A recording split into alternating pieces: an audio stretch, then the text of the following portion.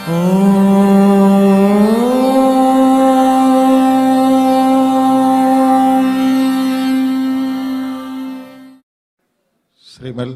ഭഗവത്ഗീത സത്രത്തിൻ്റെ 2ാം ദിവസമായ ഇന്ന് സമാപന പ്രഭാഷണത്തിനായിട്ട് ആദരണീയനായ സ്വാമി അധ്യാത്മാനന്ദ സരസ്വതി അവർ നേരത്തെ തന്നെ ഇവിടെ എത്തിച്ചേർന്നു.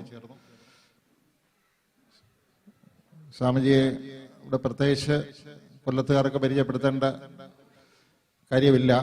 എന്നാലും ഒരു ഔപചാരികതയുടെ പേരിൽ സമ്പോധ് ഫൗണ്ടേഷന്റെ കേരള ഘടകത്തിന്റെ മുഖ്യ ആചാര്യനാണ് സ്വാമിജി.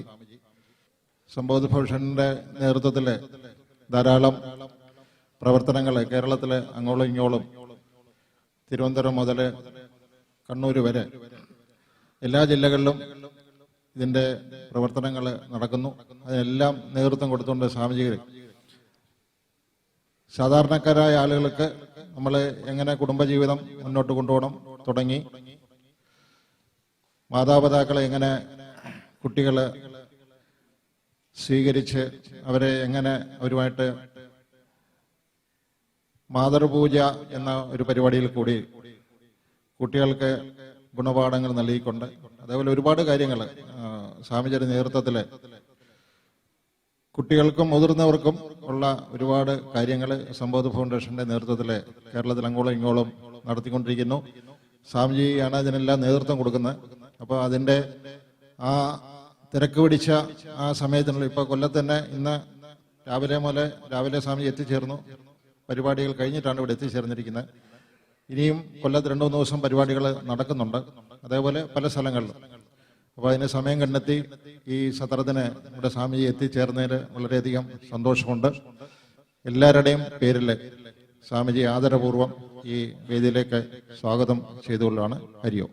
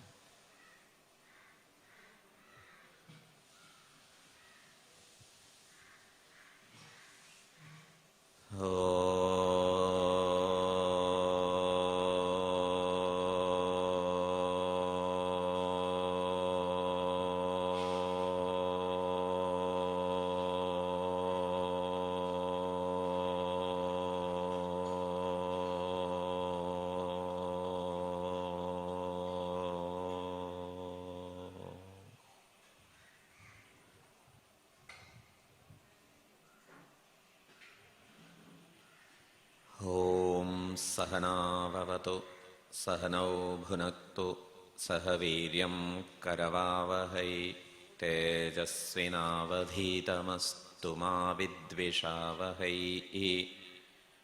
ॐ शान्ति शान्ति शान्तिः।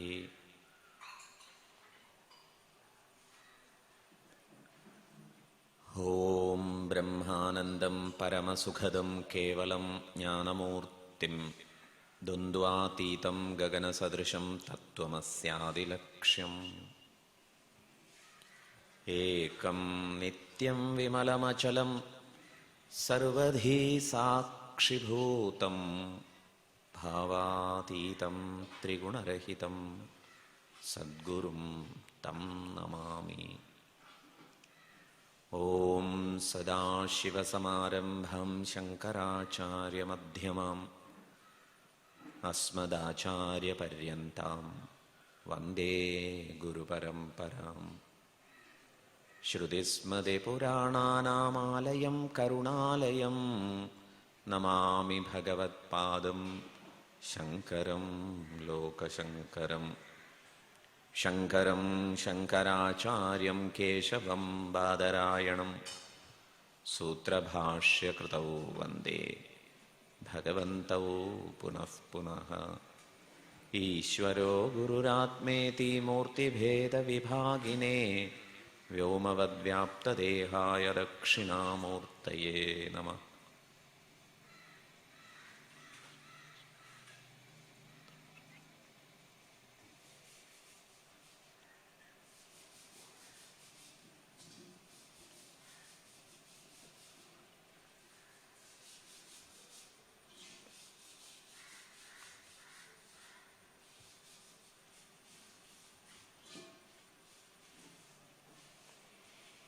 ഓം ബ്രഹ്മാനന്ദരസാനുഭൂതികലിതൈ പൂതൈ സുശീതൈ സിതൈ യുഷ്മദ്വാക്ഖലശോജ്ജിതൈ ശ്രുതിസുഖൈ വാക്യാമൃതൈ സേജയ സന്തപ്തം ഭവതാപതാപദഹനജ്വാലാഭിരേണം പ്രഭോ ധന്യാസ്തേ ഭവദീക്ഷണക്ഷണഗതേ പാത്രീകൃതാ സ്വീകൃതാ. യസ്മിൻ സർവം യദഃ സർവം യസ്സർവം സർവദൃക്തഥാ സർവഭാവപദാതീതം ബോധാനന്ദം സ്മരാമ്യഹം.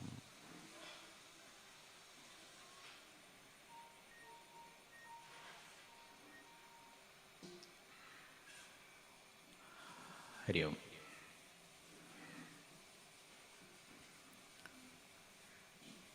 ഒരു ശിഷ്യൻ ഗുരുവിനെ കാണാൻ പോയ കഥ കേട്ടിട്ടുണ്ട്. ഈ ശിഷ്യൻ സർവശാസ്ത്ര പാരംഗതനാണ് എന്ന് അഭിമാനിക്കുന്ന ഒരു ശിഷ്യനായിരുന്നു. വേദിയിൽ പ്രഭാഷകരെ പരിചയപ്പെടുത്താൻ വേണ്ടി പല വിശേഷണങ്ങളും പ്രയോഗിക്കാറുണ്ട്. ചിലപ്പോഴൊക്കെ ഇത്തിരി ഗമയിരുന്നോട്ടെ എന്ന് കരുതി പദപ്രയോഗങ്ങൾ നടത്തുന്നത് അബദ്ധമാവാറും ഉണ്ട്. ഉദാഹരണമായിട്ട് ഇന്നിവിടെ സംസാരിക്കാൻ എത്തിയ ആൾ നല്ലൊരു പണ്ഡിതമന്യനാണ് എന്ന് പറഞ്ഞാൽ അത് വലിയൊരു ആക്ഷേപമായി പോകും. വാഗർത്ഥം അനുസരിച്ച് ഇയാൾ പണ്ഡിതനാണെന്ന് അഭിമാനിക്കുന്ന ആളാണെന്നാണ് അർത്ഥം. പണ്ഡിതമാന്യ, പണ്ഡിതമന്യൻ, ആ പ്രയോഗം ശരിയല്ല.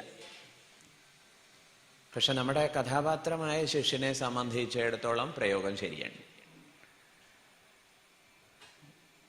ഒരുപാട് ശാസ്ത്ര പാഠങ്ങളൊക്കെ പഠിച്ച ആളാണ് എന്ന അഭിമാനമുണ്ട്. അതുകൊണ്ട് പണ്ഡിതമന്യനാണ്.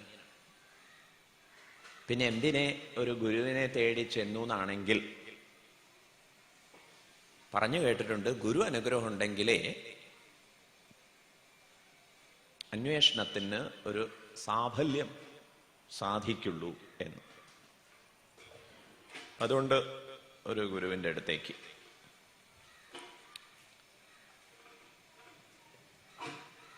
ഗുരുസവിധത്തിലെത്തിയ ഈ ശിഷ്യൻ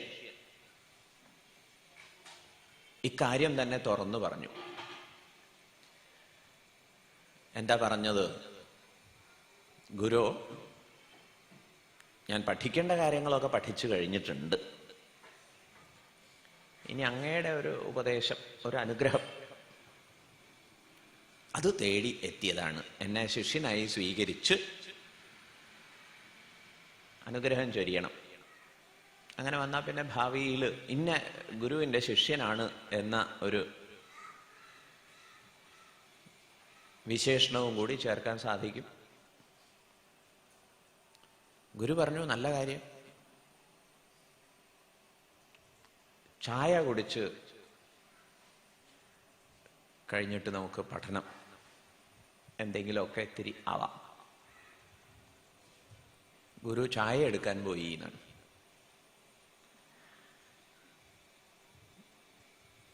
അപ്പൊ ശിഷ്യന് സംശയമായി. ഇങ്ങനെ ഗുരുക്കന്മാർ ചെയ്യുമ്പോൾ കൂടെ ചെന്ന് സേവനം ചെയ്യണം എന്നാണ്, പക്ഷെ അങ്ങനെ അങ്ങോട്ട് പരിചയമായിട്ടുമില്ല. ഇപ്പൊ ഗുരുവിൻ്റെ പിറകെ പോകാനൊരു ധൈര്യക്കുറവ്. അങ്ങനെ അവിടെ എന്താ ചെയ്യേണ്ടത് എന്ന് ഒരു പിടിയില്ലാതെ നിന്നു. ഗുരു ആണെങ്കിൽ ചായയായിട്ട് എത്തി. ആ സമയത്തിനുള്ളിൽ ഒരു ട്രേ, അതിൽ 2 കപ്പ്, സോസറുണ്ട്. 2 കപ്പിലും ചായ നിറച്ചുണ്ട്. ഒരു ജഗ്ഗില് അഡീഷണലായിട്ട് ചായയുണ്ട്. എന്നിട്ട് ശിഷ്യന്റെ മുന്നിലുള്ള ടേബിളിൽ ട്രേ വെച്ചു. അതിനുശേഷം ഗുരു ചായ ഒഴിക്കാൻ ആരംഭിച്ചു. ശിഷ്യൻ അന്തം വിട്ട് നോക്കി നിൽക്കുകയാണ്.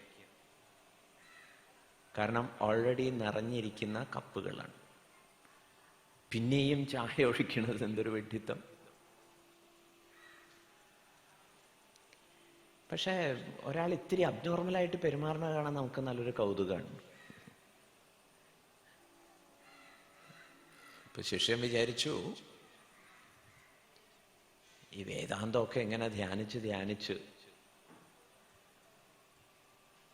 ചിലപ്പോ ഇത്തിരി നിലതെറ്റിയോ ആവോ.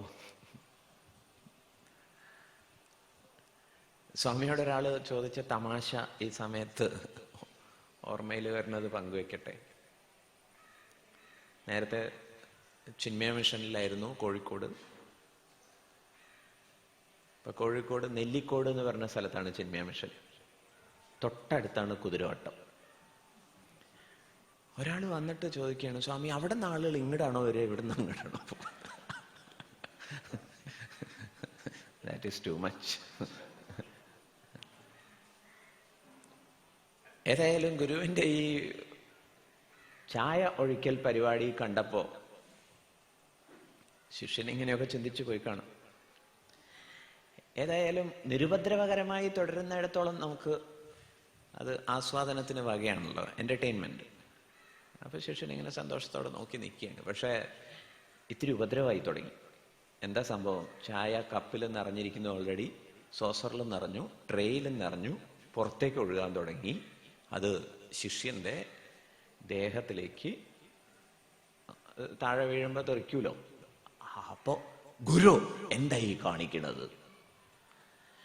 നിഷ്കളങ്കത ഭാവിച്ചുകൊണ്ട് ഗുരു പറഞ്ഞു, ചായ ഒഴിക്കുക. നിറഞ്ഞ കപ്പിലേക്കോ? കവിഞ്ഞൊഴുകുന്നത് കാണുന്നില്ലേ? ഓ. ഗുരു ചായ ഒഴിക്കണം നിർത്തി.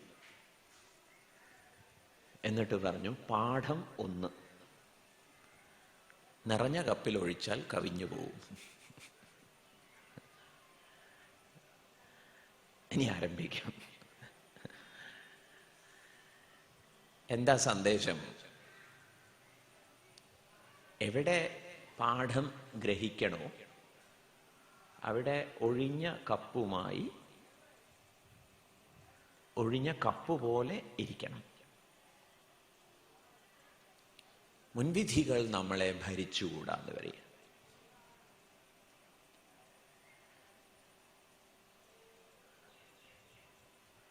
ഏത് പ്രഭാഷണങ്ങൾ കേൾക്കുമ്പോഴും ഈ ഒരു ചായ പാഠം ഓർമ്മിക്കാമെങ്കിൽ, ആദ്യം കേൾക്കുന്നത് പോലെ ആസ്വദിക്കുന്നത് പോലെ മുൻവിധികളെ ഒഴിച്ചു നിർത്താമെങ്കിൽ കേൾക്കുന്ന ഭാഷണം നമ്മെ കൂടുതൽ അനുഗ്രഹിക്കും. ഈ ഒരു ആമുഖ കഥ പറയാൻ കാരണം,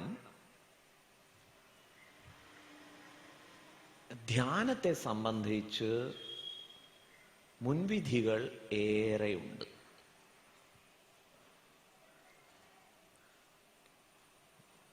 ഒരു സമ്പ്രദായത്തെയും എതിർക്കാൻ നമുക്ക് അവകാശമില്ല. പക്ഷേ ഏത് സമ്പ്രദായത്തെ അനുസരിക്കുന്നവരായാലും അത് എനിക്ക് എത്രമാത്രം പ്രചോദനം തരുന്നു, പ്രയോജനം തരുന്നു, ആധ്യാത്മിക ദൃഷ്ട്യാ വിശേഷിച്ചും പ്രയോജനത്തിൻ്റെ ഭാഷ്യം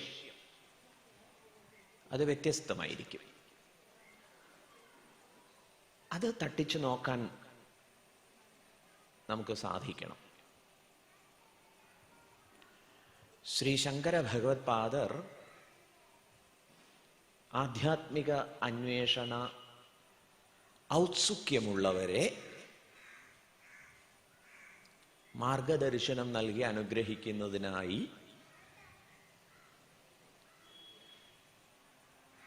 അസമ്പ്രദായവിത്ത് മൂർഖവത് ഉപേക്ഷണീയ എന്നൊരു പ്രയോഗം നടത്തിയിട്ടുണ്ട്. അസമ്പ്രദായ വിത്തിനെ മൂർഖനെ പോലെ, മൂർഖൻ എന്ന സംസ്കൃത പദത്തിന് വിഡ്ഢി എന്നാണ് അർത്ഥം, വിഡ്ഢിയെ പോലെ ഉപേക്ഷിക്കണം എന്നാണ്.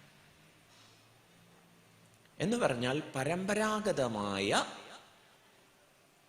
ഔപനിഷദിക സന്ദേശം, പ്രസ്ഥാനത്രയ പാഠങ്ങൾ അത് മനസ്സിലാക്കിയവരെ മറ്റുള്ളവർക്ക് മാർഗദർശനം നൽകാവൂ. അഥവാ നാം മാർഗദർശനം സ്വീകരിക്കുന്നുണ്ടെങ്കിൽ സാമ്പ്രദായികമായി പഠിച്ച ആളിൽ നിന്ന് വേണം എന്ന് ആചാര്യസ്വാമികൾ നിഷ്കർഷിച്ചിട്ടുണ്ട്. എന്താ കാരണം? ധ്യാന വിഷയത്തിൽ വിശേഷിച്ചും ഒരുപാട് ഭ്രമങ്ങളിലേക്ക് തെന്നിപ്പോകാൻ സാധ്യതയുണ്ട്. മെഡിറ്റേഷൻ എന്ന ഇംഗ്ലീഷ് പ്രയോഗത്തെ അതിലൊളിഞ്ഞിരിക്കുന്ന അപകടം പുരസ്കരിച്ച്, അതിലൊരു അപകടമുണ്ട് എന്ന് സൂചിപ്പിക്കാൻ വേണ്ടി വികലമായി ഉച്ചരിക്കും. എന്താ അത്? ശരിയായ രീതിയിലല്ല നിങ്ങൾ മെഡിറ്റേഷനെ സ്വന്തമാക്കുന്നതെങ്കിൽ അത് മാഡിറ്റേഷൻ ആവും. അങ്ങനൊരു പ്രയോഗമില്ല. പക്ഷേ ഇങ്ങനൊരു അപകടമുണ്ട് എന്ന് കാണിക്കാൻ വേണ്ടി ഇറ്റ് വിൽ ബിക്കം മാഡിറ്റേഷൻ. മാഡായി പോകുന്നു, വട്ടായി പോകുന്നു.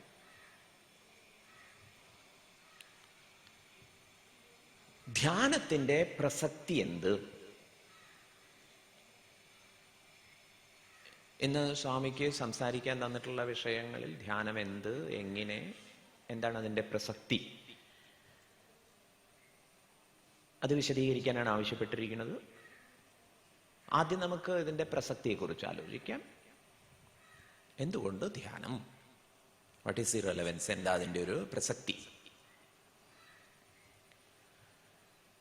നമ്മുടെ വ്യാവഹാരിക ജീവിതത്തിൽ എല്ലാ ഘടകങ്ങളും അനുകൂലമായി ശാന്തിഭദ്രമായ ആനന്ദമാണ് നമുക്ക് നിത്യനിരന്തരമായി അനുഭവപ്പെടുന്നതെങ്കിൽ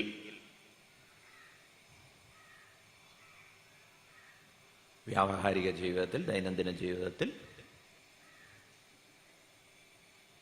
ഇടയ്ക്കിടയ്ക്ക് ജീവിതത്തിൻ്റെ പ്രയാണത്തെ സംബന്ധിച്ചൊരു വിലയിരുത്തൽ നടത്തുകയാണെങ്കിൽ, ജീവിതത്തിൻ്റെ ഒരു പ്രകൃതം പഠിച്ചു നോക്കുന്ന സമയത്ത്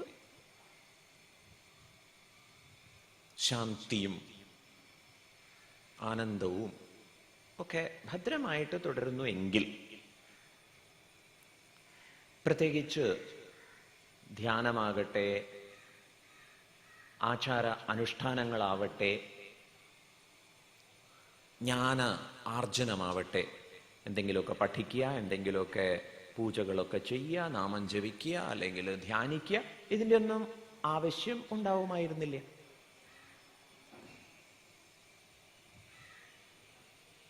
എന്താ ധ്യാനത്തിന്റെ പ്രസക്തി എന്ന് ചോദിച്ചാൽ, ജീവിതത്തിൽ നിറയെ അനിശ്ചിതത്വങ്ങളുണ്ട് എന്നുള്ളതാണ് ഒന്നാമത്തെ വസ്തുത.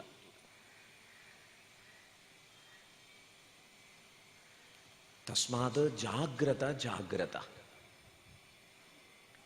ഭജഗോവിന്ദത്തിൽ ആചാര്യസ്വാമികൾ പറയും, നളിനി ദളഗത ജലമതി തരളം തദ്വജ്ജീവിതം അതിശയ ചപലം. ഈ ജീവിതം വളരെ ചപലമാണ്, അതിശയകരമാം വിധം.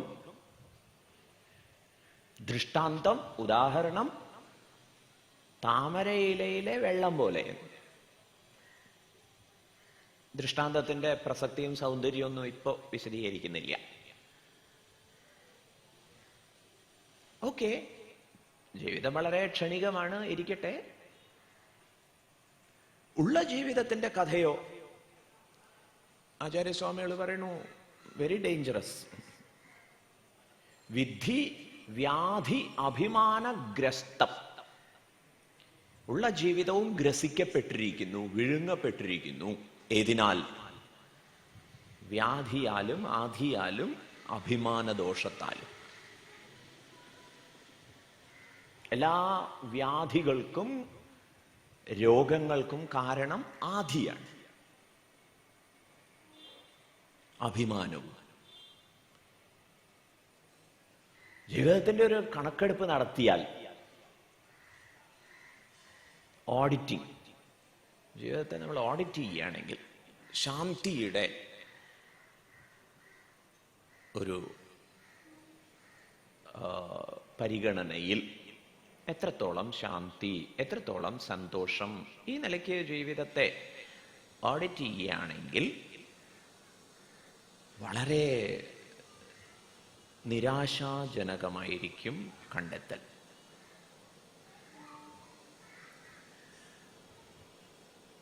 ഈ കഴിഞ്ഞ ഒരാഴ്ച, അയ്യോ ഒന്നും പറയണ്ട, ഒരു യാത്ര കഴിഞ്ഞ് വന്നു, എവിടെയോ ഭക്ഷണം പഴച്ചു എന്ന് തോന്നുന്നു, വയറിളക്കമായിരുന്നു. അതിൻ്റെ ഭാഗമായിട്ടാണെന്ന് തോന്നുന്നു തലവേദനയും.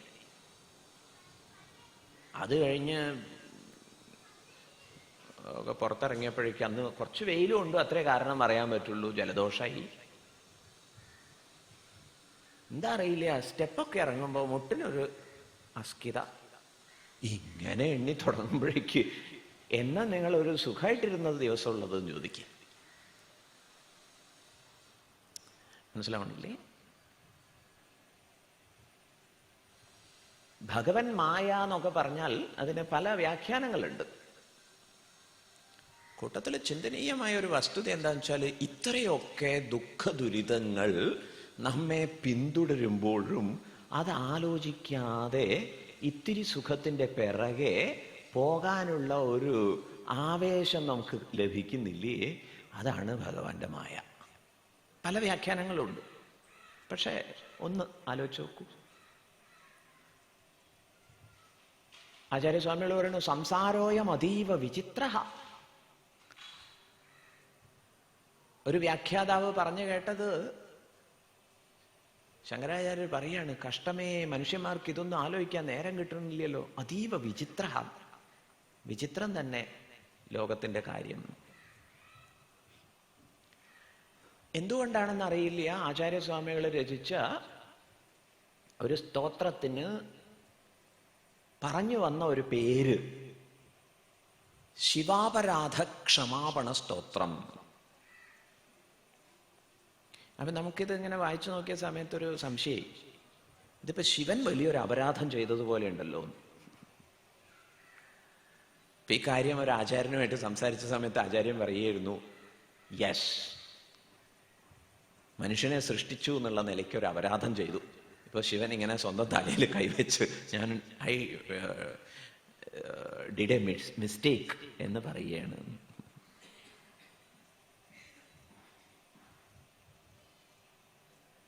തെറ്റിദ്ധരിക്കില്ലെങ്കിൽ ഒരു കാര്യം കൂടി, നമ്മുടെ ജീവിതത്തിന്റെ ഒരു അവസ്ഥയെ ചൂണ്ടിക്കാണിക്കാൻ വേണ്ടി പറയട്ടെ. ഇവിടെ നിന്നൊക്കെ ശബരിമലയിൽ പോവുക എന്ന് പറഞ്ഞാൽ താരതമ്യേന അടുത്താണ്. പക്ഷെ അകലെയുള്ള പ്രദേശങ്ങളിൽ നിന്നൊക്കെ ശബരിമലയ്ക്ക്, അതും വ്രതങ്ങളൊക്കെ എടുത്ത് വരുന്നവരെ സംബന്ധിച്ചിടത്തോളം, അവരിവിടെ വന്നിട്ട് ഈ അനുഭവങ്ങളും കാഴ്ചകളും ഒക്കെ കണ്ടിട്ട് തീരുമാനിക്കും അത്രേ, ഇനി ഈ ഭാഗത്തേക്കില്ല. എന്താ കാരണം? പമ്പയിലെ തിരക്ക്, പുഴയിലെ മാലിന്യം. ഒരാൾ പറയായിരുന്നു, ഇങ്ങനെ മുങ്ങിപ്പൊങ്ങുന്ന സമയത്ത് എന്തോ പോവാന്ന് വിചാരിച്ചിട്ട് തപ്പി നോക്കിയോ. ഞങ്ങളെല്ലാവരും ചിരിച്ചതുകൊണ്ട് സ്വാമിനി കൂടുതൽ അത് വിസ്തരിക്കുന്നില്ല, കാര്യം മനസ്സിലായല്ലോ. അപ്പൊ ഈ മാലിന്യവും ഇതിൻ്റെയൊക്കെ മധ്യത്തിൽ തീരുമാനിക്കും അത്രേ. അവിടെ എത്തി നിന്ന് സ്വസ്ഥമായിട്ടൊന്ന് തൊഴാൻ പറ്റുമോ? അതുമില്ല. രാത്രിയൊക്കെ ക്യൂ നിന്ന് അങ്ങനെ അങ്ങോട്ട് പോരേണ്ടി വരും. തീരുമാനിക്കുക ഇനി ഇങ്ങോട്ടില്ല. പക്ഷെ ഇവർ പറയണത് അടുത്ത മണ്ഡലകാലമാവുമ്പോൾ പിന്നെ ഒരു പ്രചോദനം അത്രേ. എന്താ ന്യായം? ഈ യാത്രക്കിടയിൽ അവിടെ കയറി ചായയും പക്കവടയൊക്കെ കഴിക്കുമ്പോൾ ഉള്ള ഒരു ടേസ്റ്റ് ആലോചിക്കുമ്പോൾ പിന്നെ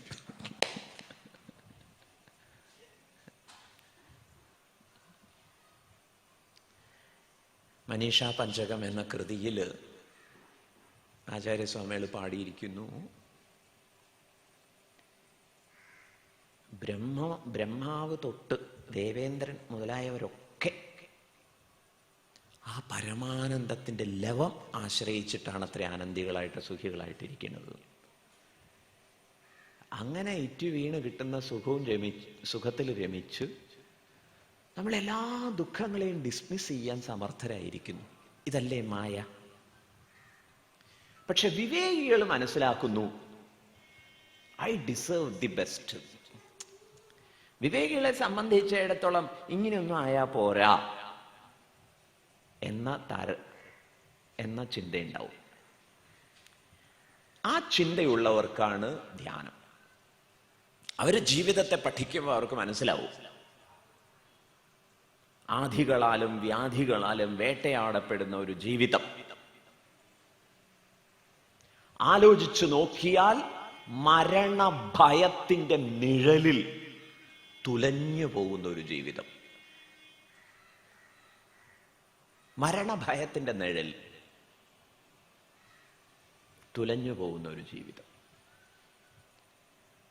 പരിസരങ്ങളുടെ, കുറച്ചുകൂടി സാങ്കേതിക ഭാഷ ഉപയോഗിച്ച് പറഞ്ഞാൽ വിധിയുടെ നിസ്സാര ഇരകളായി കഴിയേണ്ടി വരുന്ന അവസ്ഥ.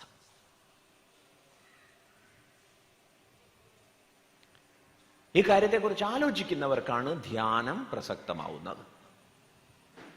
ധ്യാനത്തിന്റെ പ്രസക്തി എന്താണ് എന്ന് ചോദിച്ചാൽ,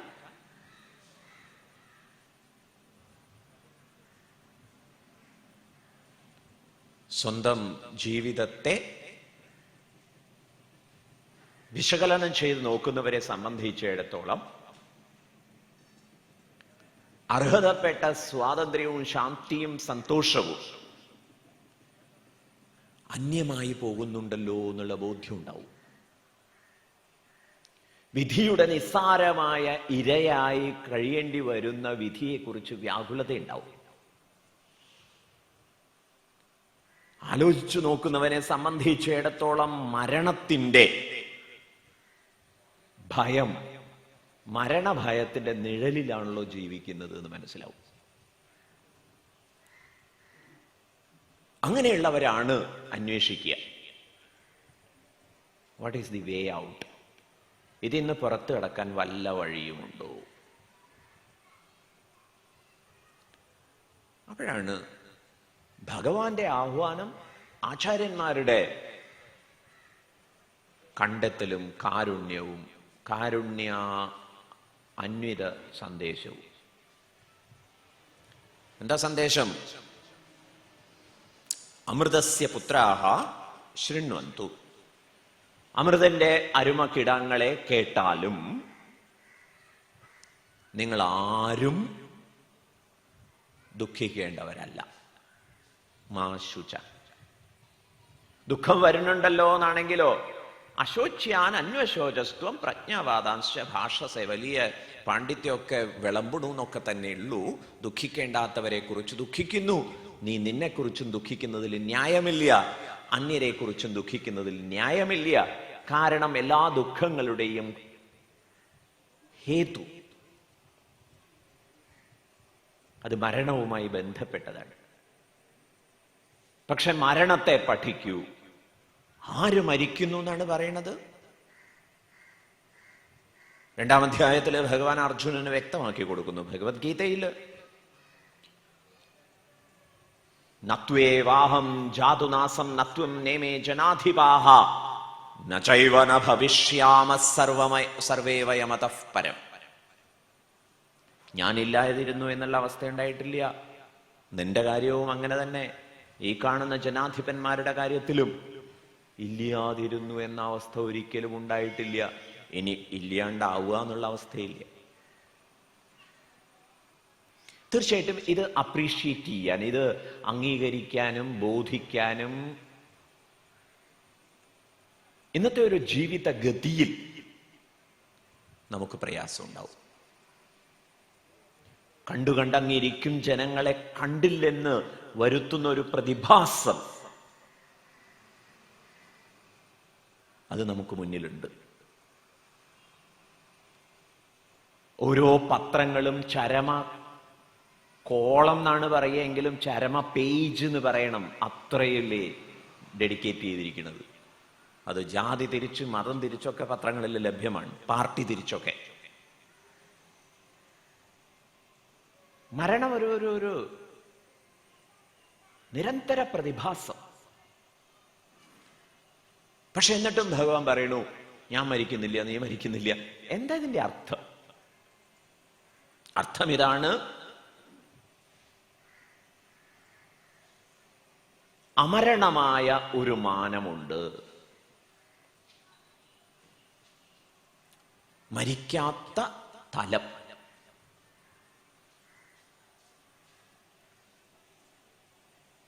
വീണ്ടും 2-ാം അധ്യായത്തിൽ ഭഗവാൻ അറിയിച്ചു തരുന്നു, നൈനം ഏനം ആത്മാനം, ഈ ആത്മതത്വത്തെ. എന്താ ആത്മതത്വം എന്ന് പറഞ്ഞാല് സർവ അതീത വ്യക്തിത്വം. ശരീരമല്ല അത്, ഇന്ദ്രിയങ്ങളല്ല അത്, മനസ്സോ ബുദ്ധിയോ അല്ല. പക്ഷെ നമ്മുടെ ജീവിത ബോധ്യം ഞാൻ എന്ന് പറയുന്നത് ഇതൊക്കെയാണ് എന്നാണ്.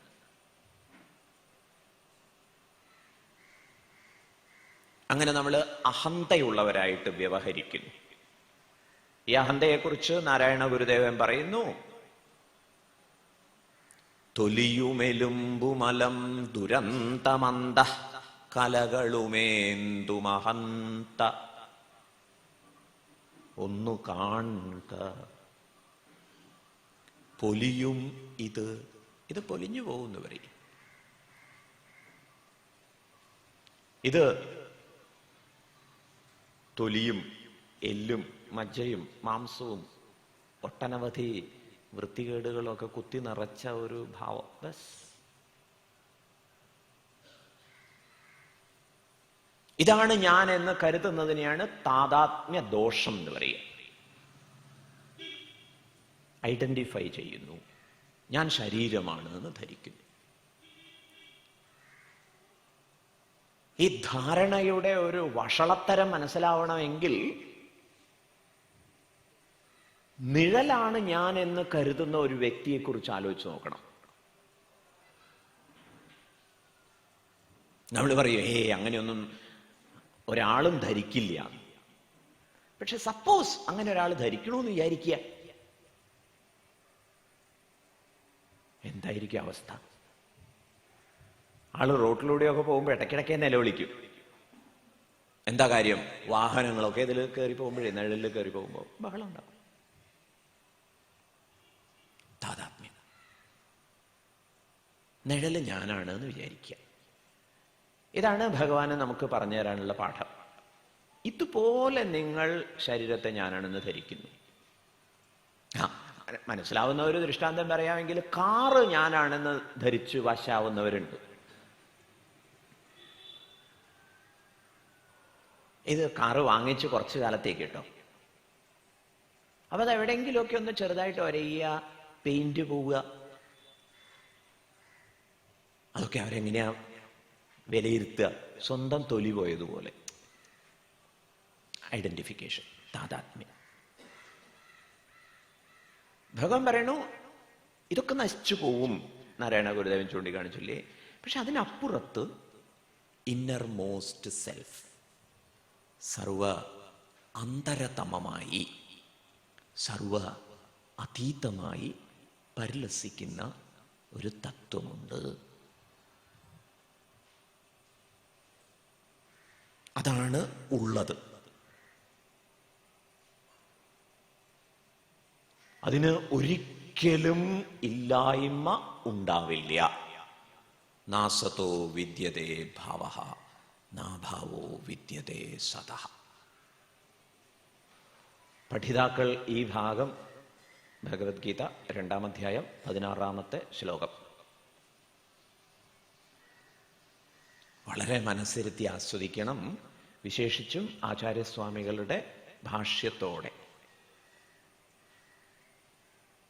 നിർലോഭമാണ് ഈ ശ്ലോകത്തിന് ആചാര്യസ്വാമികൾ ഭാഷ്യം എഴുതിയിരിക്കുന്നത്.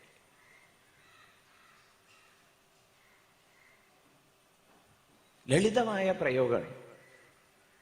ഉള്ളതിന് ഇല്ലായ്മയില്ല, ഇല്ലായ്മയ്ക്ക് ഉണ്മയില്ല. അസതഃ ഭാവഃ ന വിദ്യത്തെ. ഇല്ലായ്മയ്ക്ക് ഒരിക്കലും ഉണ്മ ഉണ്ടാവില്ല. സതഃ അഭാവഃ അപി ന വിദ്യത്തെ. സത്ത ആവട്ടെ ഒരിക്കലും ഇല്ല, ഉണ്ടാവുകയില്ല.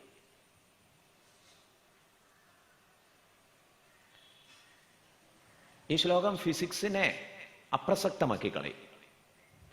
കാരണം ഫിസിക്സ്, ഊർജതന്ത്രം ഡിസ്കസ് ചെയ്യുന്നത് ഉള്ളതിനെ അല്ല, ഇല്ലാത്തതിനെ കുറിച്ചും അല്ല. കാരണം ഇല്ലാത്തതിനെ കുറിച്ച് ഡിസ്കസ് ചെയ്യേണ്ട കാര്യമില്ല. ഉള്ളതാകട്ടെ ഇല്ലാതായി പോകാത്തതായിരിക്കും. അങ്ങനെയൊന്നും ഫിസിക്സിന്റെ ദൃഷ്ടിയിൽ ഉണ്ടാവുന്നേ ഇല്ല. ഇപ്പൊ ഫിസിക്സിന്റെ വിഷയം എന്താണ്? Objective science. എന്താ വിഷയം? ഉണ്ടെന്ന് പറയാൻ പറ്റാത്ത, ഇല്ലെന്ന് നിഷേധിക്കാൻ പറ്റാത്ത ഭ്രമം.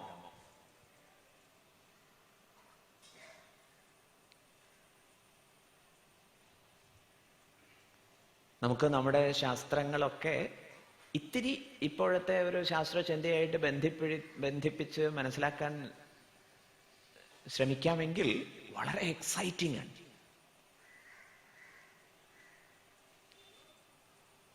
നാരായണ ഗുരുദേവൻ ഫിസിക്സ് ഒന്നും പഠിച്ചിട്ടുണ്ടാവില്ലല്ലോ. ആ നിലയ്ക്ക് എന്തായാലും ഉണ്ടാവില്ല എന്ന് ഉറപ്പാണ്. പക്ഷേ മോളിക്യൂൾസിനെ കുറിച്ചും ആറ്റംസിനെ കുറിച്ചും പാർട്ടിക്കിൾസിനെ കുറിച്ച് ഒക്കെ പറയുന്ന പാഠം നമുക്ക് മനസ്സിലാവുന്ന ഭാഷയിൽ അദ്വൈത ദീപികയിൽ പറഞ്ഞു വെച്ചിരിക്കുന്നത് നോക്കൂ. വാസസ്സു തന്തു പഞ്ഞി ഇതാദിമൂലഭൂത പ്രഘോഷം. വാസസ് പറഞ്ഞ വസ്ത്രം. അതെന്താണ്? തന്തു, നൂലാണ്. നൂലെന്താണ്? പഞ്ഞി. പഞ്ഞിയോ? പഞ്ചഭൂതം. എന്ന് പറഞ്ഞ എന്താ അർത്ഥം? ഈ പദാർത്ഥജാലങ്ങളൊന്നും ഇപ്രകാരം ഉള്ളതായിരിക്കുന്നില്ല. ഇത് ഇഴപിരിച്ചു പോയാൽ ഒന്നൊന്നായി എണ്ണി എണ്ണി തൊട്ടെണ്ണും പൊരുളൊടുങ്ങിയാൽ നിന്നിടും ദൃക്കുപോലുള്ളം. ഇതാണ് ശരിക്കുള്ള മാത്തമാറ്റിക്സ്. എണ്ണിപ്പോയി കഴിഞ്ഞാൽ പിന്നെ എണ്ണാനൊന്നുമില്ല എന്നുള്ള അവസ്ഥയാവും. ഐൻസ്റ്റൈൻ ആണ് അത് പറഞ്ഞത്. Ultimately everything is energy only. You can convert matter into energy. പദാർത്ഥങ്ങളെയൊക്കെ ഒക്കെ ഊർജമാക്കി മാറ്റാൻ സാധിക്കും. എന്ന് പറഞ്ഞാൽ എന്താ അർത്ഥം? ഊർജം തന്നെയാണ് പദാർത്ഥമായി പരിലസിക്കുന്നത്. അപ്പൊ ഈ കാണുന്ന ലോകത്തെ തുറിച്ചു നോക്കി നമുക്ക് പറയാം ഒക്കെ ഊർജ സ്പന്ദനം. പക്ഷെ ഊർജം ഉള്ളതാണോ? ഊർജ സംരക്ഷണ നിയമം പറയുന്നു ഊർജം ഉണ്ടാവുന്നതല്ല, ഇല്ലാതാവുന്നില്ല, മോഡിഫൈ ചെയ്യാനേ പറ്റുള്ളൂ. പക്ഷെ നമ്മുടെ ആചാര്യന്മാർ പറയുന്നു ഇഫ് സംതിങ് ഈസ് മോഡിഫൈഡ്, എന്തെങ്കിലും ഒന്ന് നമ്മൾ പരിവർത്തന വിധേയമാക്കിയാൽ അതിൻ്റെ പൂർവഭാവം നശിച്ചു. അങ്ങനെ നാശയുക്തമായത് ഉള്ളതായിരിക്കില്ല. അതുകൊണ്ടാണ് സ്വാമി പറഞ്ഞത് ഫിസിക്സ് ഉള്ളതിനെ കൺസിഡർ ചെയ്തിട്ടില്ല. 16-ാമത്തെ ശ്ലോകത്തിന്റെ വ്യാഖ്യാനത്തിൽ, 2-ാം അധ്യായം 16-ാം ശ്ലോകത്തിന്റെ വ്യാഖ്യാനത്തിൽ ഈ പ്രശ്നമുണ്ട്, ഈ ഒരു സമസ്യ, പാരഡോക്സ്.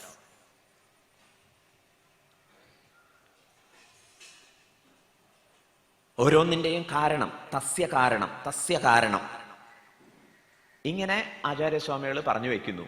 അപ്പൊ പൂർവപക്ഷം ചോദ്യം ചോദിക്കുകയാണ്, സർവാഭാവ പ്രസംഗേ സതി, ഇങ്ങനെ പോയി പോയി പോയി പോയി നോക്കിക്കഴിഞ്ഞാൽ പിന്നെ ഒന്നും ഇല്ലാണ്ടാവില്ലേ? മനസ്സിലാവുന്നില്ലേ? ശരിക്കും അത് വാസ്തവമാണ് ലോകത്തെ സംബന്ധിച്ച്. ഇപ്പൊ അവർ പറയുന്ന സയൻസ് അനുസരിച്ച്. സ്റ്റീഫൻ ഹോക്കിങ്സ്, അദ്ദേഹമാണ് ഇപ്പൊ ശാസ്ത്ര ലോകത്തില് ആധികാരികനായ വ്യക്തി എന്നാണ് വെപ്പ്. ഇത് സ്വാമി പറയാൻ കാരണം, ഫ്രിജിത് കാപ്രെ എന്ന പേരിലൊരു പ്രശസ്ത ശാസ്ത്രകാരനുണ്ടായിരുന്നു. അദ്ദേഹത്തെ കുറിച്ച് മറ്റുള്ളവർ പറയുന്നത് നേരത്തെ പറഞ്ഞതുപോലെ കുറച്ചൊക്കെ വട്ടായി പോയി എന്നാണ്. കാരണം മിസ്റ്റിക് ഭാഷ സംസാരിക്കുന്നു, ശാസ്ത്രത്തിന്റെ രീതിക്ക് നിരക്കുന്നതല്ല.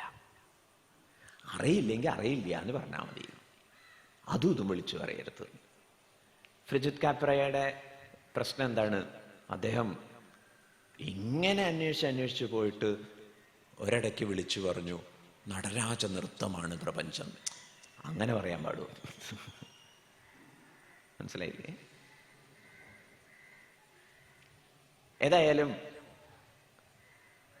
വേദാന്തികൾക്കൊക്കെ ഫ്രിജിത് കാപ്രയെ നല്ല പഥ്യമാണ്. പക്ഷെ ഉദ്ധരിക്കുമ്പോൾ നമ്മൾ സൂക്ഷിക്കണം. ക്ലാസിക് സയന്റിസ്റ്റ് എന്ന ഒരു ഗണത്തിന് ഫ്രിജിത് കാപ്രെ വട്ടായ കേസാണ്. അപ്പൊ ഉദ്ധരിക്കുകയാണെങ്കിൽ ആരെയൊക്കെ ഉദ്ധരിച്ചോളണം? ഐൻസ്റ്റൈനെ ഉദ്ധരിക്കാം, വലിയ അബദ്ധമൊന്നും പറഞ്ഞിട്ടില്ല അവരുടെ ഒരു ഭാഷയിലേ. പിന്നെ ഐൻസ്റ്റൈൻ്റെതായിട്ടുള്ള ഒരു പ്രസ്താവനയുണ്ട്, അത് എത്രത്തോളം അതോറിറ്റേറ്റീവ് ആണെന്ന് അറിയില്ല. തത്വമസിയൊക്കെ ഞാൻ മനസ്സിലാക്കിയിരുന്നെങ്കിൽ ഈ 40 വർഷമൊന്നും കഷ്ടപ്പെടില്ലായിരുന്നു എന്നൊക്കെ പറഞ്ഞു എന്നൊക്കെ പറയുന്നു. പക്ഷെ അതിൻ്റെ ഒരു ആധികാരികത നമുക്കറിയില്ല, അതുകൊണ്ട് കുഴപ്പമില്ല, വിട്ടേക്കും.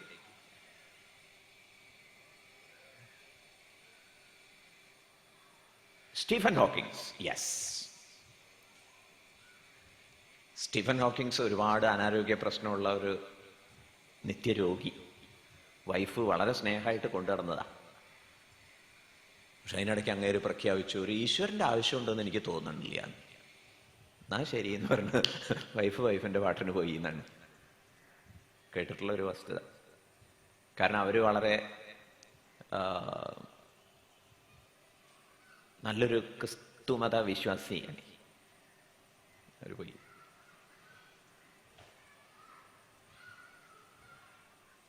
സ്റ്റീഫൻ ഹോക്കിങ്സ് ഒരിടത്ത് പ്രഖ്യാപിച്ചിരിക്കുന്നു, ടോട്ടൽ എനർജി, ഈ പ്രപഞ്ചത്തിന് മുഴുവൻ കാരണമായ ആകെത്തുകയുള്ള ഊർജം 0ആണ്.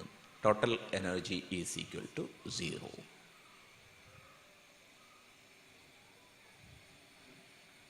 ആ 0 ആയ അതിൽ നിന്ന് എങ്ങനെ എനർജി വന്നു എന്നുള്ളത്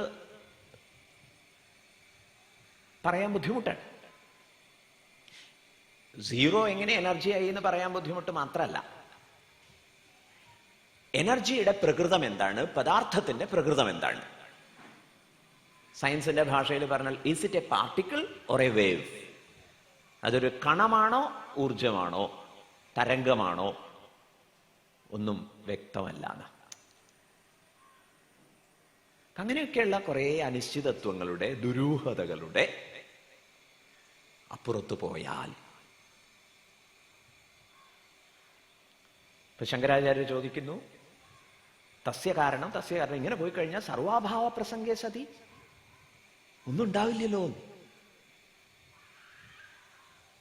പ്രതിപക്ഷം ഉന്നയിക്കുന്ന ഈ ചോദ്യം ഉന്നയിച്ചുകൊണ്ട് ശങ്കരാചാര്യർ മറുപടി പറയുന്നു, വെയിറ്റ്. ആരാ ഇത് തീരുമാനിക്കുക? ബുദ്ധിതന്ത്രേ സ്ഥിതേ.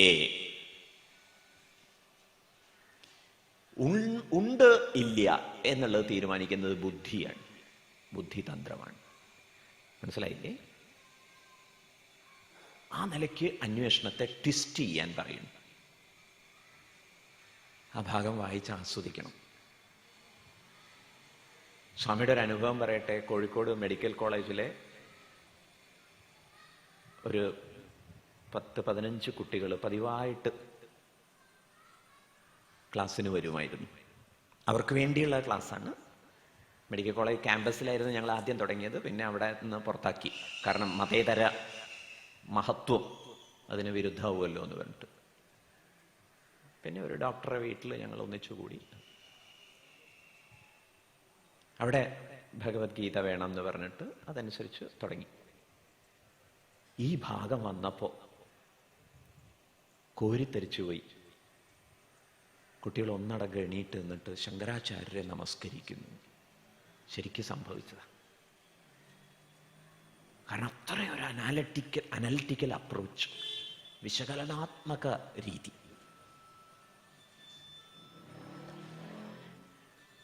ഇത്രയും പറഞ്ഞു വന്നത് മരണത്തിൻ്റെ ഭയം അത് നമ്മെ നിരന്തരം വേട്ടയാടിക്കൊണ്ടിരിക്കുന്നുണ്ട്. ദുഃഖ ദുരിതങ്ങളായി നാം നിത്യം അസ്വസ്ഥരാണ്. ബ്രഹ്മാവലോകനധിഷണ എന്ന് ശ്രീമദ് ഭാഗവതത്തിൽ നമ്മുടെ ബുദ്ധിയെ പ്രകീർത്തിച്ചിട്ടുണ്ട്. ആ ബുദ്ധിശേഷി ഉപയോഗിച്ച് ജീവിതത്തെ സാർത്ഥകവും സഫലവും ആനന്ദഭദ്രവുമാക്കാൻ ആചാര്യന്മാർ ആഹ്വാനം ചെയ്യുന്നു. അങ്ങനെ പറയുന്നതിൻ്റെ ന്യായമെന്ത്, യുക്തി എന്ത്, ശാസ്ത്രമെന്ത്? അത് നമ്മൾ അന്വേഷിക്കുമ്പോഴാണ് മനസ്സിലാവുക. ആചാര്യന്മാരെന്താ ഉദ്ബോധിപ്പിക്കുന്നത്? താതാത്മ്യ ദോഷമാണ് സകല ദുഃഖ ദുരിതങ്ങൾക്കും ഭയങ്ങൾക്കും കാരണം. നിഴലാണെന്ന് വിചാരിച്ചാൽ നിഴലിന് ബാധിക്കുന്നതൊക്കെ നമ്മെ ബാധിക്കുമെന്ന് വിഷമിക്കേണ്ടി വരില്ലേ?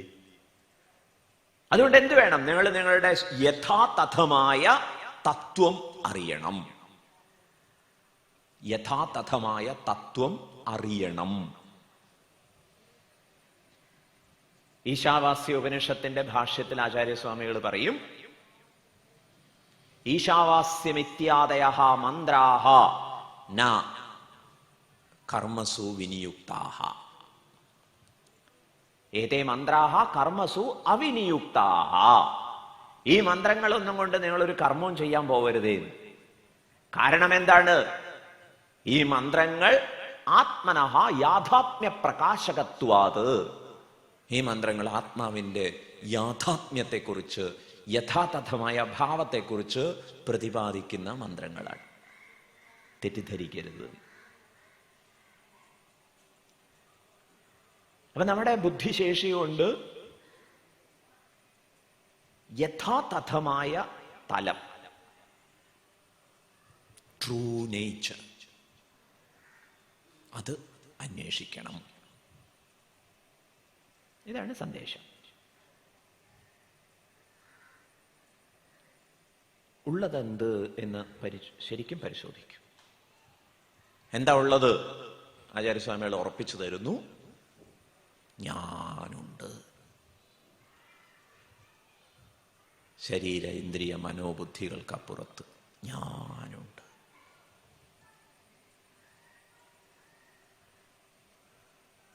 അതാണ് ധ്യേയം.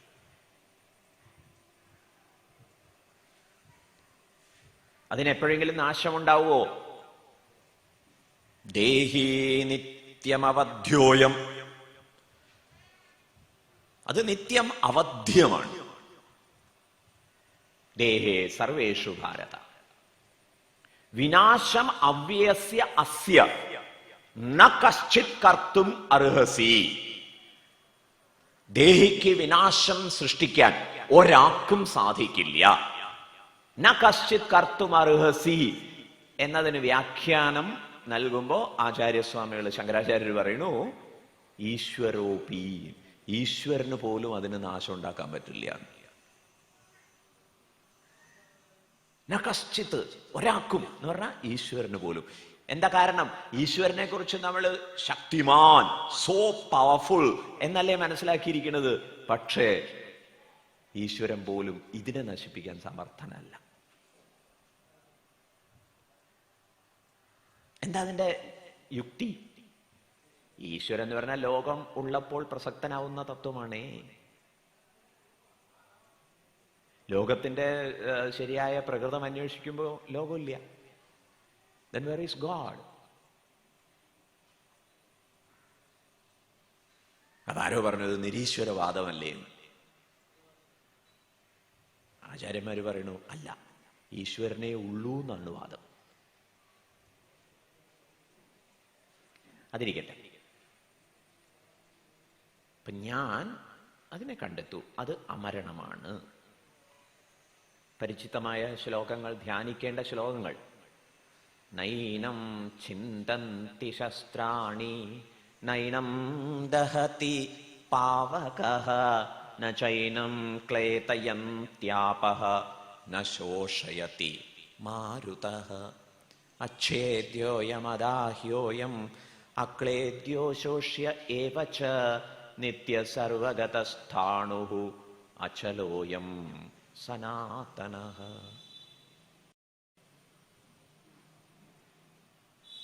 എന്താ ധ്യാനത്തിന്റെ പ്രസക്തി? തികഞ്ഞ അനിശ്ചിതത്വങ്ങളുടെ മധ്യത്തിൽ ജീവിക്കേണ്ട ഗതികേടിലാണ് നമ്മൾ. ദുഃഖ ദുരിതങ്ങളുടേതായ നിരന്തരം വേട്ടയാടലിന്റെ ഇരകളാണ് നമ്മൾ. ഭയത്തിന്റെ നിഴലിൽ ജീവിക്കേണ്ടി വരുന്ന ദുരവസ്ഥയിലാണ് നമ്മൾ, മരണഭയത്തിന്റെ നിഴൽ. ഈ ഒരു പരിസരത്തിൽ രക്ഷോപായം അന്വേഷിക്കുമ്പോൾ അമൃതന്റെ അരുമക്കിടാങ്ങളെ എന്ന് ആചാര്യന്മാർ ആഹ്വാനം ചെയ്തിട്ട് പറയുന്നു, എന്തിനു ദുഃഖിക്കണം, എന്തിനു ഭയക്കണം, എന്തിനു പരിഭ്രമിക്കണം? കാരണം നിങ്ങളെ ബാധിക്കുന്നു എന്ന് നിങ്ങൾ കരുതുന്ന ഒരു പ്രശ്നവും വാസ്തവത്തിൽ നിങ്ങളെ സ്പർശിക്കുന്നേയില്ല. നിങ്ങളെ ബാധിക്കുന്നു എന്ന് കരുതുന്ന പ്രശ്നങ്ങളൊക്കെ നിങ്ങളുടേത് എന്ന് നിങ്ങൾ തെറ്റിദ്ധരിച്ചിട്ടുള്ള ഉപാധികളെ മാത്രം ബാധിക്കുന്നതാണ്. ഏനമാത്മാനം ശസ്ത്രാണി നൈനം ചിന്തന്തി. ആയുധങ്ങൾ അതിനെ മുറിക്കുന്നില്ല, വെള്ളം അതിനെ അലിയിക്കുന്നില്ല, ചീയിക്കുന്നില്ല, അഗ്നി അതിനെ ദഹിപ്പിക്കുന്നില്ല, കാറ്റതിനെ ഉണക്കുന്നില്ല. So let us meditate. അതിനെ ധ്യാനിക്കാം. അപ്പൊ ധ്യാനത്തെ സംബന്ധിച്ച് എന്തുകൊണ്ട് ധ്യാനം പ്രസക്തമാവുന്നു എന്ന ചോദ്യത്തിന് ഉത്തരം പറഞ്ഞു. ഒരുപാട് അനിശ്ചിതത്വങ്ങളുടെ, പ്രവചനാതീതത്വങ്ങളുടെ, ദുഃഖദുരിതങ്ങളുടെ, മരണഭയത്തിൻ്റെയൊക്കെ പരിസരത്തിൽ ജീവിക്കേണ്ടി വരുന്ന സമയത്ത് എന്താ ഇതിൽ നിന്നുള്ള ഒരു രക്ഷ, മോചന ഉപായം? എന്താ ഉത്തരം? ധ്യാനം. എന്തിനെ ധ്യാനിക്കണം? അച്ഛേദ്യവും അദാഹ്യവും അക്ലേദ്യവും ഒക്കെയായ ആത്മതത്വത്തെ ധ്യാനിച്ചോളണം.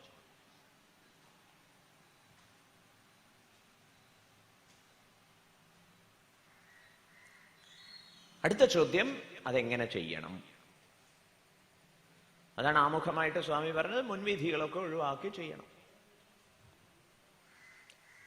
കാരണം മെഡിറ്റേഷൻ മാഡിറ്റേഷനായി പോകാനുള്ള സാധ്യത വളരെയാണ്. നമ്മളൊക്കെ പലപ്പോഴും ചമത്കാരങ്ങളുടെ പിറകെയാണ്.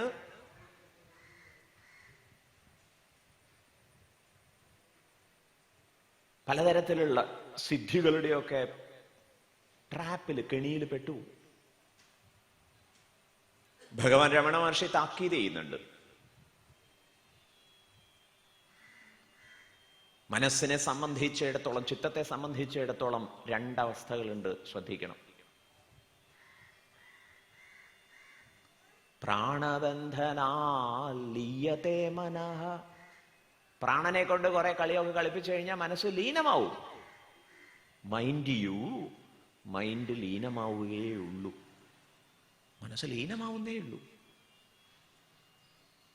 ലയഗതം പുനർഭവതി. ലീനമായ മനസ്സ് പിന്നെയും അതിന്റെ എല്ലാ പ്രൗഢിയോടും കൂടി. എന്താ അതിന്റെ പ്രൗഢി? നമ്മളെ നിരന്തരം വേദനിപ്പിക്കുക, ദ്രോഹിക്കുക. അതോടുകൂടി അത് തിരിച്ചു വരുന്നു വരിക. അപ്പൊ ഒരുപാട് ധ്യാന സമ്പ്രദായങ്ങൾ വളരെ ആകർഷകമാണ്. എന്താ കാരണം? അവിടെ പോയാൽ മനസ്സിലേക്കും. പലരും ഷോപ്പിങ്ങിലാണ്. ഇനി കുറച്ചു കാലം ആ സമ്പ്രദായം പരീക്ഷിക്കാൻ പോട്ടെ. അത് വളരെ എക്സൈറ്റഡ് ആയിട്ട് വരും. എങ്ങനെയുണ്ട് അവിടുത്തെ? ഇതുവരെ അനുഭവിച്ചിട്ടില്ല.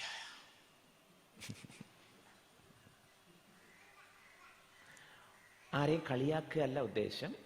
സമ്പ്രദായ വിത്താവണം എന്ന് പറഞ്ഞത് ആ കാരുണ്യത്തെ നമ്മൾ അവഗണിച്ചു പോകരുതേ. എന്നിട്ടോ 6 മാസം കഴിഞ്ഞിട്ട് നിങ്ങൾ അയാളോട് ചോദിക്കൂ, ഇല്ല അത് പോരാ, ഫ്രോഡാ. ഇപ്പോഴും ഞാൻ വേറൊരു സമ്പ്രദായത്തിലാണ്. എന്താ സമ്പ്രദായം? ഇരുട്ടാണ് ബ്രഹ്മം. ആ സമ്പ്രദായത്തിലാണ്. അപ്പൊ അവിടുത്തെ മെഡിറ്റേഷൻ എങ്ങനെയാണ്? പാതിരാത്രിക്കാണ് മെഡിറ്റേഷൻ. കംപ്ലീറ്റ് ലൈറ്റൊക്കെ ഇട്ടിട്ടാണ് മെഡിറ്റേഷൻ. അപ്പൊ ഇരുട്ടല്ലേ? അതെ, ലൈറ്റ് ഇട്ട് ഈ ലൈറ്റിലേക്ക് തുറിച്ചു നോക്കിയിട്ട് ധ്യാനം. അപ്പൊ ഒരു പെട്ടെന്ന് ലൈറ്റ് അങ്ങോട്ട് ഓഫാക്കും. ഇരുട്ടനുഭവപ്പെടുന്നില്ലേ? അതിലേക്ക് ആണ്ടിറ. കാരണം അവിടെ പലതില്ല. ഇങ്ങനെയൊക്കെ ഓരോരോ സംഭവം എല്ലാം കഴിയുമ്പോഴേക്കും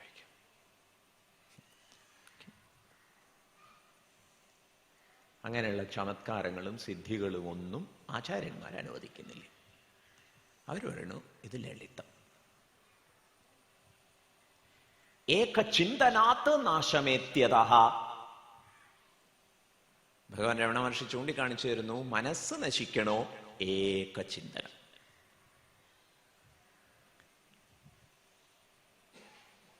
മൃതം ന ഭവതി. ഏകചിന്തനം കൊണ്ട് നഷ്ടപ്പെടുന്ന മനസ്സ് പിന്നെ സംഭവിക്കില്ല. പിന്നെ അത് നമ്മളെ ദ്രോഹിക്കില്ല. നഷ്ടമാനസോത്കൃഷ്ടയോഗിനഃ കൃത്യമസ്തി കിം സ്വസ്ഥിതിം യതഃ. അങ്ങനെ മനസ്സ് ദീനമായവരെ സംബന്ധിച്ചിടത്തോളം പിന്നെ അവർക്ക് കൃത്യങ്ങളൊന്നുമില്ല, കാമനകളില്ല, കർമ്മങ്ങളില്ല. വസന്തവല്ലോകഹിതം ചരന്തഃ. പിന്നെ ഒരു വസന്തത്തെ പോലെ ഇങ്ങനെ ചരിക്കും. ഈ ലളിത സുന്ദരമായ സാക്ഷാത്കാരത്തെയാണ് പല പ്രകാരത്തിൽ. ഞാനിപ്പോ 7ാം പടിയിലെത്തി നിൽക്കുകയാണ്. ബാക്കിയുള്ളവരൊക്കെ വിഡ്ഢി പരീക്ഷകൾ. 7ാം പടി. ഇനിയൊരു 5-8 പടിയും കൂടിയുണ്ട്. ഇതൊക്കെ എവിടെ പറഞ്ഞു ചോദിക്കുക. ഭഗവത്ഗീത ഒരു അധ്യായം തന്നെ നീക്കി വെച്ചിട്ടുള്ളത് 6ാം അധ്യായമാണ്. എല്ലാ അധ്യായത്തിലെല്ലാം പറഞ്ഞിട്ടുണ്ടെങ്കിലും ധ്യാനത്തെ സംബന്ധിച്ച് പ്രസക്തമാവുന്ന അധ്യായം 6ാം അധ്യായമാണ്. അവിടെ ഇങ്ങനെയൊക്കെ പറഞ്ഞിട്ടുണ്ടോ? ഇല്ല. എന്താ അവിടെ പറഞ്ഞത്? അവിടെ പറഞ്ഞത് ധ്യാനിക്കാൻ എന്ന് പറഞ്ഞാൽ തിരുക്കപ്പെട്ട് ഓടാതെ ആദ്യം സന്യാസിയാവൂ, യോഗിയാവൂ. അത് എങ്ങനത്തെ കാവി വേണം, പോളിസ്റ്റർ പറ്റുമോ അതോ മണ്ണിൽ മുക്കി, ഇതൊക്കെയാണ് വലിയ ഡിസ്കഷൻ. രുദ്രാക്ഷം വേണം, അതൊക്കെ ഒറിജിനൽ എവിടെ നിന്നാ കിട്ടുക? നേപ്പാളിലാണെന്ന് പറഞ്ഞിട്ടുണ്ട്. ആരെങ്കിലും പോണ്ടോ? 6-ാം അധ്യായത്തിലെ 1-ാമത്തെ ശ്ലോകം അതൊരു മഹാമന്ത്രമായിട്ട് മനനം ചെയ്യണമെന്ന് പറയുക. അനാശ്രിത കർമ്മഫലം കാര്യം കർമ്മ കരോതി യഃ സ യോഗി സ സന്യാസി ന നിരഗ്നിഃ ന ച അക്രിയഃ.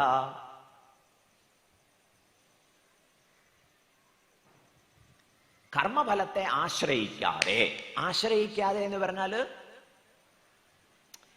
ആശ്രയത്വം നമ്മൾ പുലർത്തുന്നതാണ്. അത് വിഡ്രോ ചെയ്യേണ്ടതും നമ്മൾ തന്നെയാണ്. എപ്പോഴാണ് നമ്മൾ വിഡ്രോ ചെയ്യുക? ഗുണമില്ല എന്ന് മനസ്സിലാവുമ്പോ. കർമ്മഫലം ഗുണമില്ല എന്ന് മനസ്സിലായോ? അതാണ് മെച്യൂരിറ്റിയുടെ ലക്ഷണം. ഇല്ലെങ്കിൽ രാമകൃഷ്ണ പരമഹംസർ വളരെ പ്രാക്ടിക്കൽ ആയിട്ടുള്ള ഒരു കാര്യം പറയുന്നുണ്ട്. മെഡിറ്റേഷന്റെ സമയത്ത് നിങ്ങൾക്ക് രസഗുളയുടെ ചിന്ത വരുന്നുണ്ടെങ്കിൽ it's better to have it, പോയി കഴിച്ചിട്ടോ. ഇല്ലെങ്കിൽ നിങ്ങൾ മിക്കവാറും രസഗുളയാവും മെഡിറ്റേറ്റ് ചെയ്യുക. മനസ്സിലാവുന്നില്ലേ എത്ര പ്രാക്ടിക്കലാണ്? നോക്കൂ. ഇപ്പൊ കർമ്മഫലം അനാശ്രയിക്കുക, കർമ്മഫലത്തെ ആശ്രയിക്കാതിരിക്കുക എന്ന് പറഞ്ഞാൽ കർമ്മഫലം എനിക്ക് വേണ്ട എന്ന ബോധ്യം വരിക. അർജുനന്റെ ഭാഷയിൽ പറഞ്ഞാൽ നഹി പ്രപശ്യാമി മമാപനുദ്യാത് യച്ഛോകമുച്ഛോഷണം ഇന്ദ്രിയാണാം അവാപ്യ ഭൂമാവസവത്നവൃദ്ധം രാജ്യം സുരാണാമപി ചാധിപത്യം. 3 ലോകത്തിന്റെ ആധിപത്യം തൃത്താലത്തിലാക്കി കിട്ടിയാലും എന്റെ ഇന്ദ്രിയങ്ങളെ ചുട്ടുപൊള്ളിക്കുന്ന ചൂടിൽ നിന്ന് എനിക്ക് മോചനം കിട്ടുമെന്ന് ഞാൻ പ്രതീക്ഷിക്കുന്നില്ല ഭഗവൻ. അതാണ് ക്ലാരിറ്റി, അതാണ് സ്പഷ്ടത. മനസ്സിലായില്ലേ? അത് നമ്മൾ കുറെ കൂടി ദൂരം സഞ്ചരിക്കാനുണ്ടാവുമായിരിക്കും. കാരണം ഇപ്പോഴും നമുക്ക് പ്രതീക്ഷയുണ്ട്. നമ്മൾ എന്താ പറയുക, അല്ല അങ്ങനെ എല്ലാം ഉപേക്ഷിക്കാനുള്ള ഒരു അല്ല, അത്യാവശ്യത്തിനുള്ള വലിയ അല്ലേ ഒരു 50-50 ഏർപ്പാടില്ല. അപ്പൊ എന്ത് വേണം എന്ന് ചോദിച്ചാൽ ഭഗവാൻ പറയണു, ആരുരുക്ഷോർമുനേർ യോഗം കർമ്മകാരണമുച്യതേ യോഗാരൂഢസ്യ തസ്യൈവ ശമകാരണമുച്യതേ. ഇപ്പൊ എന്നെ സംബന്ധിച്ചിടത്തോളം നിനക്കൊരു സർട്ടിഫിക്കറ്റ് തരാം. എന്താ സർട്ടിഫിക്കറ്റ്? യു ആർ ആരുരുക്ഷു. ആരുരുക്ഷു എന്ന് പറഞ്ഞാൽ എന്താ അർത്ഥം? യോഗത്തെ ആരോഹണം ചെയ്യാൻ ആഗ്രഹിക്കുന്ന ആൾ. ഗുഡ്. ഒരു യോഗം ആവശ്യമില്ലാത്ത ദുർയോഗത്തിൽ പെട്ട ഉഴലുന്നതിനേക്കാൾ ഭേദമല്ലേ എനിക്ക് യോഗം വേണം. എന്താ യോഗം? അത് വേറെ കുറെ തെറ്റിദ്ധാരണ. എന്താ യോഗം? ശീർഷാസനത്തിൽ നിൽക്കലും, വജ്രാസനത്തിൽ ഇരിക്കലും, ശവാസനത്തിൽ കിടക്കലും ഒക്കെയാണ് യോഗം എന്നാണ് വിചാരിച്ചിരിക്കുന്നത്. അതൊന്നല്ല യോഗം എന്ന് പറയുക. എന്താണ് യോഗം? യോഗം ചിത്തവൃത്തി നിരോധം. അത് കുറച്ച് ക്ലിഷ്ടമായിട്ട് തോന്നും. യോഗം എന്ന് പറഞ്ഞാൽ സാമ്യബുദ്ധി. അത് കുറെ കൂടി ലളിതമായിട്ട് ആസ്വദിക്കാം നമുക്ക്. എന്താ യോഗം? ലാഭനഷ്ട ജയപരാജയ ശീതോഷ്ണ സുഖദുഃഖ മാനാപമാന ശുഭാശുഭങ്ങളൊക്കെ വരുമ്പോഴും ന കമ്പതേ ഞഹ, ഒരു കുലുക്കം ഇല്ലാതെ പാലം എത്ര വേണേലും കുലുങ്ങിക്കോട്ടെ എന്ന് പറയുക. പക്ഷേ ഓ കേളന്റെ കാര്യം പറഞ്ഞിരിക്കണ്ട, സ്വന്തം കാര്യം ചിന്തിക്കുന്നു. ഞാൻ കുലുങ്ങില്ല. ഓക്കെ, ആ ഒരു ബോധ്യം വരില്ല. അതിനെന്താ വേണ്ടത്? Go to the field. ആരുരുക്ഷുവിനെ സംബന്ധിച്ചിടത്തോളം മുനേ യോഗം കാരണമുച്യതേ. ആരുരുക്ഷ ആവാൻ വേണ്ടി, അല്ല എന്താണ്, യോഗാരൂഢതയെ നേടാൻ വേണ്ടി നീ എന്ത് ചെയ്യണം? കർമ്മത്തെ ചെയ്യൂ. കർമ്മ കാരണമുച്യതേ, കർമ്മം ചെയ്യൂ. എങ്ങനെയാ കർമ്മം ചെയ്യേണ്ടത്? മനസ്സിരുത്തി ചെയ്യും. എന്താ മനസ്സിരുത്തി ചെയ്യുക എന്ന് പറഞ്ഞാൽ, നിങ്ങൾ ചെയ്യുന്ന സമയത്ത് ആ കർമ്മമൊക്കെ ഉരുത്തിരിയുന്നതൊക്കെ ശ്രദ്ധിക്കുക. ഫലത്തെ ചുറ്റിപ്പറ്റി അവകാശപ്പെടുന്നതിലെ പൊള്ളത്തരം ആലോചിക്കുക. ഏത് ഫലമാണ് നിങ്ങൾക്ക് വേണ്ടത്? കർമ്മഫലമാണോ നിങ്ങൾക്ക് വേണ്ടത്? കർമ്മഫലം കൊണ്ട് ഒരു ഗുണമില്ല. അത് നമുക്ക് ശരിക്കും സംതൃപ്തി തരുന്നില്ല. കർമ്മഫലമല്ല സംതൃപ്തി തരുന്നത്. ഇതൊക്കെ വകതിരിച്ചറിയുന്നതാണ് കർമ്മയോഗം. പോകെ പോകെ ഒന്നും എനിക്ക് ആവശ്യമില്ല എന്നുള്ള ബോധ്യം വരും. എന്നിട്ടും ചെയ്യും. ഞാൻ ചെയ്യുന്നു എന്നുള്ള ബോധ്യവും കൊഴിഞ്ഞു പോകും. മഹേന്ദ്രജാലം. ഈ മഴ പെയ്യുന്നതിൽ നമുക്ക് എന്താ റോളുള്ളത്?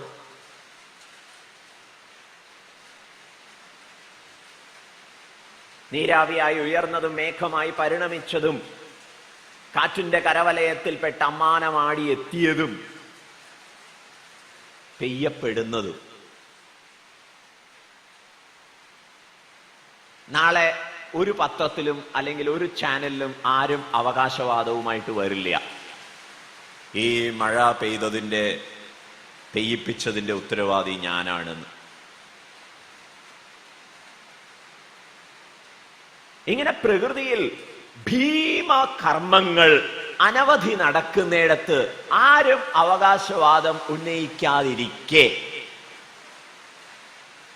ദോശ ചുട്ടതിനും കറി വെച്ചതിനും വിളമ്പിയതിനും അത് കഴിച്ച് ഏമ്പക്കം വിട്ടതിനൊക്കെ ഞാനാണ് ചെയ്തത് എന്ന് അഭിമാനിക്കുന്നത് എത്ര ലജ്ജാവഹം. എന്ന് പ്രസംഗിച്ച് നടക്കണ്ട, വിചാരം ചെയ്ത് ബോധ്യപ്പെട്ടാൽ മതി. മനസ്സിലാവുന്നില്ലേ? ആരുരുക്ഷോർ മുനേർ യോഗം കർമ്മകാരണമുച്യതേ. യോഗാരൂഢനായി കഴിഞ്ഞാലോ ഇനി നിങ്ങൾക്ക് ധ്യാനമാവാം.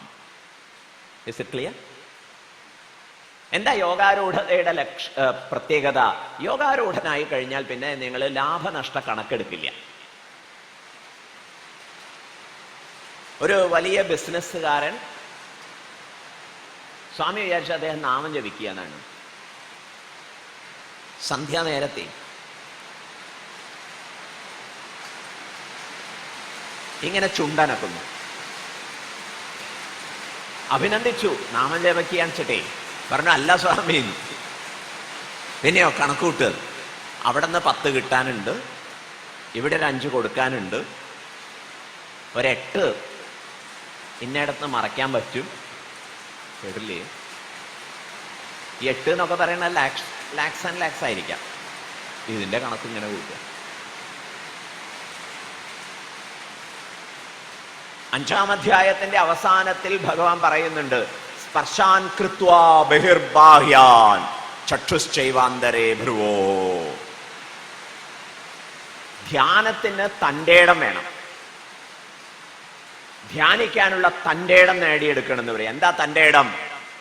സ്പർശാൻ, ബാഹ്യ വിഷയങ്ങളെ, ബഹിഹി കൃത്വ, പുറത്തു നിർത്താൻ പറ്റണം എന്ന് പറഞ്ഞാൽ എന്താ അർത്ഥം?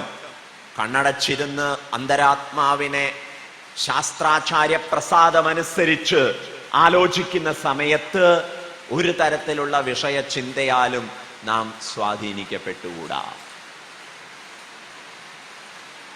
അതിനുള്ള യോഗ്യത എവിടെ നിന്ന് കിട്ടും? കർമ്മയോഗം കൊണ്ട് കിട്ടും. ഓക്കെ, അങ്ങനെ കർമ്മഫലത്തെ ആശ്രയിക്കാതെ കാര്യം കർമ്മ സ്വധർമ്മത്തെ ഭംഗിയായിട്ട് ചെയ്യുന്ന ഒരാളെ കുറിച്ച് പറയുന്നു യോഗി, സന്യാസി.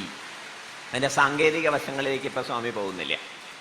പറയാൻ ഉദ്ദേശിച്ചത് ഇതാണ്: ധ്യാനം എന്ന് പറഞ്ഞിട്ട് ഓടിച്ചെന്ന് ഇരുന്നിട്ട് വിജയം ലക്ഷ്യമാക്കരുതേ. പിന്നെയോ അതിന് നമ്മൾ പ്രിപ്പയർഡ് ആവേണ്ടതുണ്ട്.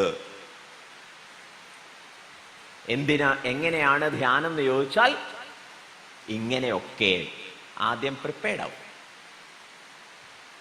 ഒക്കെ കഴിഞ്ഞിട്ട് മതി ധ്യാനം എന്ന് പോസ്റ്റ്പോൺ ചെയ്തു വെക്കണ്ട.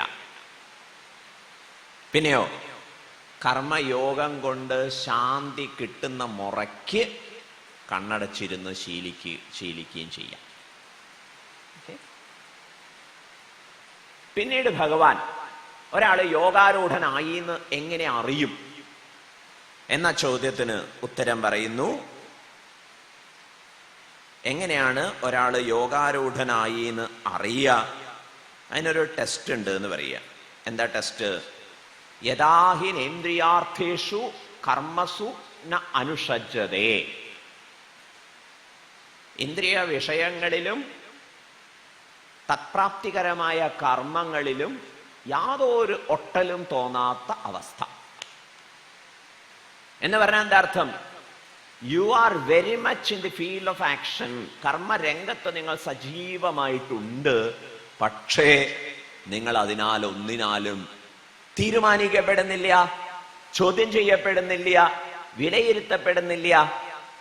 അതിനൊക്കെ അപ്പുറത്ത് പരിലസിക്കുന്ന ശുദ്ധ ചൈതന്യമാണ് ഞാൻ എന്നുള്ള ബോധ്യത്തോടെ വർത്തിക്കുന്നു.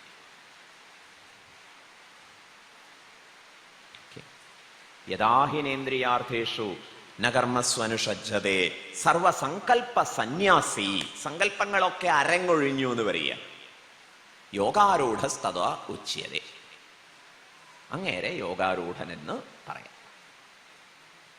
ഓക്കെ.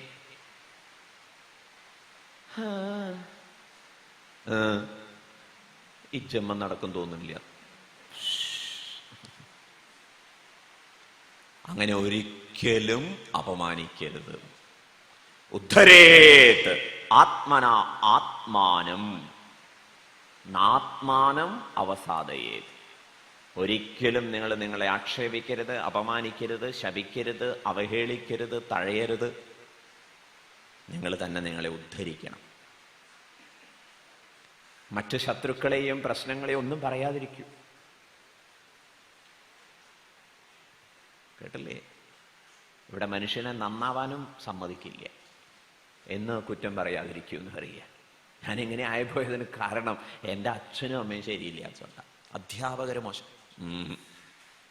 ആത്മ ഏവ ആത്മനഃ ബന്ധു ആത്മൈവ ആത്മനോ റിപുഃ. നിങ്ങൾ തന്നെയാണ് നിങ്ങളുടെ ശത്രുവും മിത്രവും. ഉത്തരവാദിത്വം ഏറ്റെടുക്കും. പിന്നീട് ഭഗവാൻ പറഞ്ഞു തരുന്നു എങ്ങനെയാണ് നമ്മുടെ ശത്രു ആവേണ്ടത്, ശത്രു ആയി പോകുന്നത്, എങ്ങനെയാണ് മിത്രം ആവേണ്ടത്. ബന്ധുരാത്മാത്മനസ്തസ്യ ഏനാത്മൈവാത്മനാജിതഃ അനാത്മനസ്തു ശത്രുത്വേ വർത്തേദാത്മൈവ ശത്രുവത്. ഈ കാലത്തൊക്കെ നടക്കാൻ പോകുന്ന സമയത്ത്, വിശേഷിച്ചും പട്ടണങ്ങളിലൊക്കെ നഗരപ്രദേശങ്ങളിലൊക്കെ പട്ടിയേം കൊണ്ടാണ് പോവുക.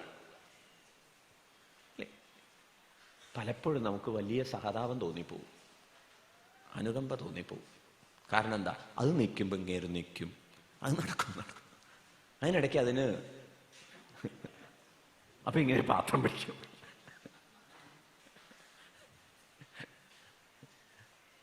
ഗോഡിനെ സേവിക്കാൻ കിട്ടിയ ഒരു ജന്മം.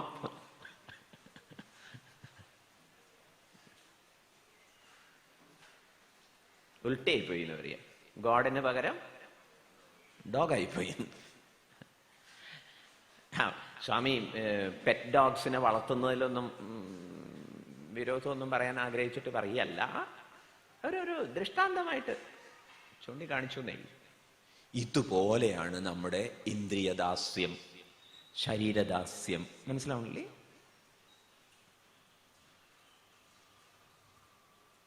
ബന്ധുരാത്മാത്മനസ്തസ്യ ഏനാത്മൈവാത്മനാ ജിതഃ. ആരാണോ സ്വന്തം ഇന്ദ്രിയ താല്പര്യങ്ങളെയും ശരീര താല്പര്യങ്ങളെയും മനസ്സിന്റെ സങ്കല്പ വികല്പങ്ങളെയും ഒക്കെ ആത്മജ്ഞാനാധിഷ്ഠിതമായിട്ട് ഏകോപിപ്പിക്കുന്നത്, അയാൾ ബന്ധുവ. അനാത്മനസ്തു ശത്രുത്വേ വർത്തേത് ആത്മൈവ ശത്രുവത്. ഇന്ദ്രിയം പറയുന്നതിന്റെ പിറകെയും ശരീരം പറയുന്നതിന്റെ പിറകെയും. ശരീരം എന്താ പറയുക? ഓടുമ്പോ ശരീരം പറയും നടക്കാം, നടക്കുമ്പോ ശരീരം പറയും നിൽക്കാം, നിൽക്കുമ്പോ ശരീരം പറയും ഇരിക്കാം, ഇരിക്കുമ്പോ ശരീരം പറയും കിടക്കാം. കേട്ടിട്ടില്ലേ ശരീരം പറയുന്നത്? പറയൂ.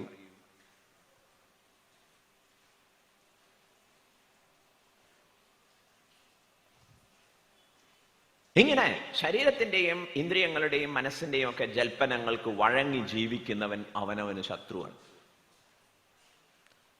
അതിനെയൊക്കെ ആത്മാവിന്റെ അധ്യക്ഷതയിൽ നിയന്ത്രിക്കാൻ സാധിച്ചിട്ടുള്ളവൻ അവനവന് ബന്ധുവാണ്. അങ്ങനെ ബന്ധുവായാലുള്ള ഗുണം എന്താണ് പറയണു? ജിതാത്മനഃ പ്രശാന്തസ്യ പരമാത്മാ സമാഹിത. ഇങ്ങനെ ജിതാത്മാവായിട്ടുള്ളവനെ സംബന്ധിച്ചിടത്തോളം പരമാത്മാവ് അനുഭൂതം ആവും. സമാഹിത എന്നുള്ള വാഗർത്ഥമൊക്കെ ചിന്തിച്ചു പോയിട്ട് അത് പ്രത്യക്ഷാനുഭവമായി മാറും എന്നാണ് കൺക്ലൂഷൻ. ഓക്കെ, അപ്പൊ അതുകൊണ്ട് എന്തു വേണം? ആരുരുക്ഷുവാവും, എനിക്ക് യോഗത്തെ നേടണം എന്ന ചിന്തയുണ്ടാവട്ടെ. എന്താ യോഗം എന്ന് പറഞ്ഞാൽ അർത്ഥം? സുഖദുഃഖ മാനാപമാന ശീതോഷ്ണ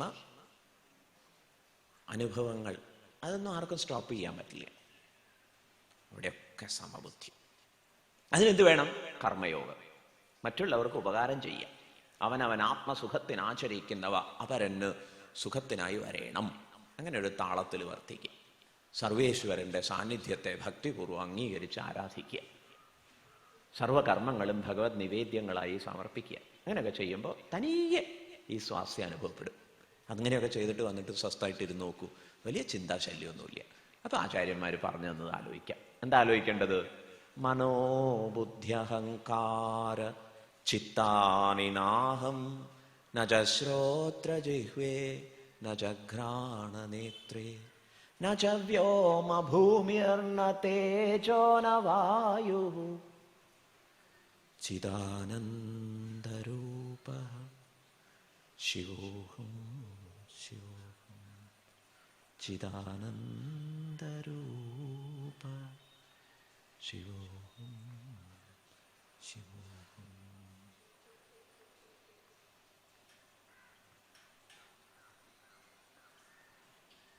So do the required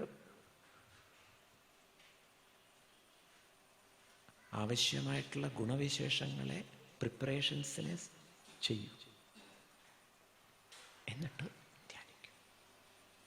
okay, ഇങ്ങനൊരവസ്ഥയിൽ സുഹൃന്മിത്രാര്യുദാസീന മധ്യസ്ഥദ്വേഷ്യ ബന്ധുഷു സാധുഷു അപിച്ച പാപേഷു സമബുദ്ധി. ഇതൊക്കെ വ്യാഖ്യാനിക്കുമ്പോൾ പല തലങ്ങളും ചർച്ച ചെയ്യാം. പക്ഷെ ഇതാണ് യോഗിയുടെ അവസ്ഥ.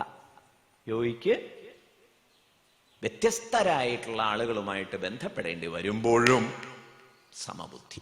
സമബുദ്ധി പറഞ്ഞാൽ ആത്മബുദ്ധി എന്നർത്ഥം. ഏവരിലും പരലസിക്കുന്നത് അഹമഹമെന്ന അറിയുന്നതൊക്കെ ആരായുകിലകമേ പലതല്ലതേകമാകും. ഓരോരുത്തരും ഇരുന്നിട്ട് ഞാൻ ഞാൻ ഞാൻ ഞാൻ എന്ന് പറഞ്ഞുകൊണ്ടിരിക്കണില്ലേ, ഞെളിയുന്നില്ലേ എല്ലാം, പക്ഷെ ഒരേ തത്വം. സുഹൃന്മിത്രാര്യുദാസീന മധ്യസ്ഥദ്വേഷ്യ ബന്ധുഷു സാധുഷു പിച്ച പാപേഷു സമബുദ്ധിർ വിശിഷ്യതേ. ഇത്രയൊക്കെ ആയിക്കഴിഞ്ഞാലോ പറയണു യോഗി യുഞ്ജീത സതതം. ഈ യോഗാവസ്ഥയെ നേടിയ ഒരാൾ തൻ്റെ മനോബുദ്ധികളെ തത്വവുമായിട്ട് യോജിപ്പിക്കാൻ എന്ന് പറഞ്ഞ എന്താ അർത്ഥം? ഉപനിഷത് ഉപദേശങ്ങളെ, ഗീതോപദേശങ്ങളെ, സദ്ഗുരുപദേശങ്ങളെ മനനം ചെയ്യും. അങ്ങനെ മനനം ചെയ്യാനുള്ള ഉത്സാഹത്തിൽ മനസ്സ് പോലും നഷ്ടപ്പെടും.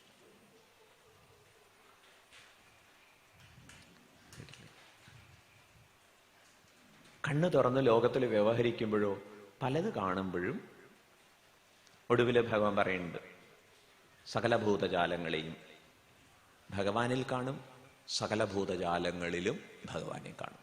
ഇതാണ് സിദ്ധി. മനസ്സിലാവണില്ലേ? അല്ലാതെ ഞാൻ ഇത്തിരി ധ്യാനിക്കാൻ തുടങ്ങിയപ്പോഴേക്കും സിദ്ധി ഇങ്ങനെ ഒഴുകി എത്താൻ തുടങ്ങി. ഉദാഹരണമായിട്ടും ഈ കഴിഞ്ഞ ദിവസം മിനിഞ്ഞാന്ന് കാലത്ത് എനിക്കൊരു തോന്നല്, ഇന്ന് വിരുന്നുകാർ വരും. ഞാൻ അടുക്കളയിൽ പറഞ്ഞു,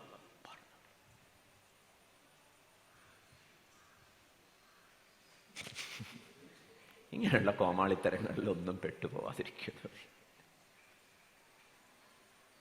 മനസ്സിലാവും? വീണ്ടും രാമകൃഷ്ണ പരമഹംസർ ഒരാൾ ചാലഞ്ച് ചെയ്തു, സ്വാമി കുറെ കാലമായില്ലേ തുടങ്ങിയിട്ട് ഏർപ്പാട്, വെള്ളത്തിന്റെ മുകളിൽ കൂടി നടക്കാമോ? പറ്റില്ല. അവിടെ ഗംഗാനദി കാണേണ്ടതാട്ടോ. ഞങ്ങളിപ്പോൾ പോയി വന്നേ ഉള്ളൂ ദക്ഷിണേശ്വരത്ത്. അതിൻ്റെ മുകളിലാവും നടന്നിട്ടാവുക. നടക്കാൻ പറ്റുമോ? രാമേശ്വരം എനിക്ക് പറ്റില്ല. അത് നിഷ്കളങ്കമായി ചോദിച്ചു, തനിക്ക് പറ്റുമോ? ഉവ്വ്. കാണിച്ചു. എത്ര കാലം എടുത്തു? 15 വർഷത്തെ കഠിന തപശ്ചര്യ. കഷ്ടം. 5 പൈസ കൊടുത്താൽ സാധിക്കുന്ന കാര്യം അന്നത്തെ കാലത്തെ 5 പൈസ ഉണ്ട്. എന്തിനു നടക്കണം ചോദിക്കും. തോണി കയറിപ്പോ വെറുതെ വേസ്റ്റ് ചെയ്യാതിരിക്കുന്നത്. ക്ലിയർ? ഓരോരുത്തർക്ക് എന്തൊക്കെ ആവശ്യങ്ങളാണ്. ധ്യാനിക്കണമെന്നൊക്കെ പറഞ്ഞത് ശരി, പക്ഷെ നിങ്ങൾക്ക് എന്ത് സാധിക്കും? എന്ത് സാധിക്കണം? കയ്യിൽ തീ വരുത്താൻ പറ്റും. എന്തിനിതൊക്കെ? തീപ്പെട്ടി ഉണ്ടെങ്കിൽ പോരെ ചോദിക്കുക.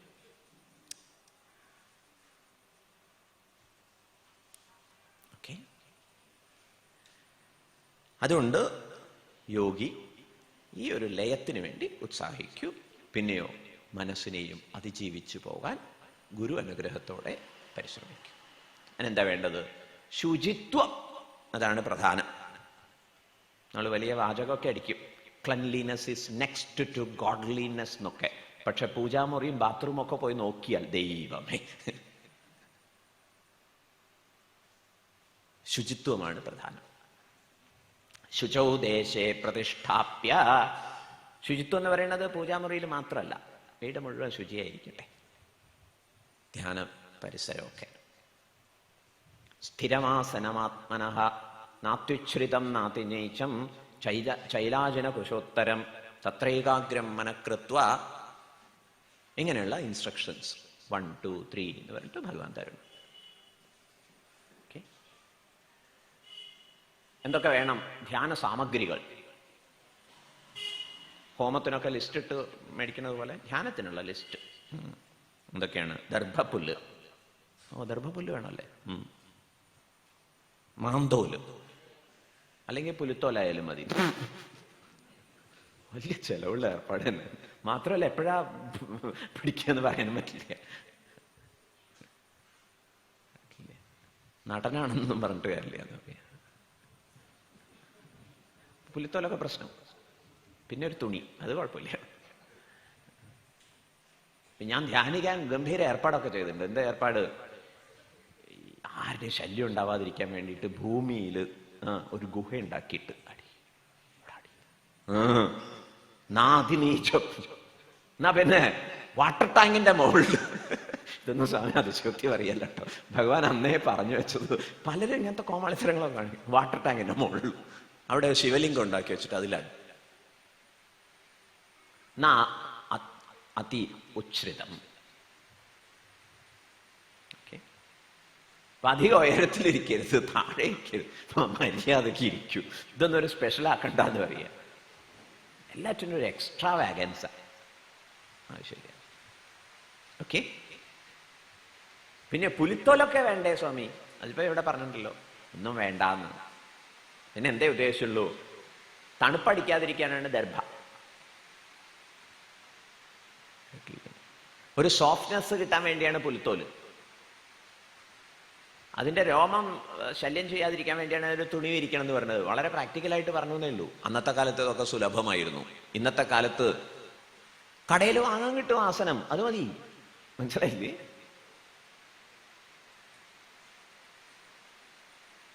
വലിയൊരു കുഷനൊന്നും ഇടരുത്, അപ്പോൾ രക്തചംക്രമണത്തിന് ബുദ്ധിമുട്ടുണ്ടാവും. പിന്നെയോ കട്ടിയുള്ള ഒരു തുണി വിരിച്ചാൽ മതി, അല്ല കട്ടിയുള്ള ഒരു ബെഡ്ഷീറ്റ് വിരിച്ചാൽ മതി, ധാരാളമായി. ഓക്കെ. എന്നിട്ട് ഒരു ഉപനിഷത്തിൽ പറയുന്നത് പറഞ്ഞ കുറെ ശ്ലോകങ്ങൾ സംഗ്രഹിക്കാം.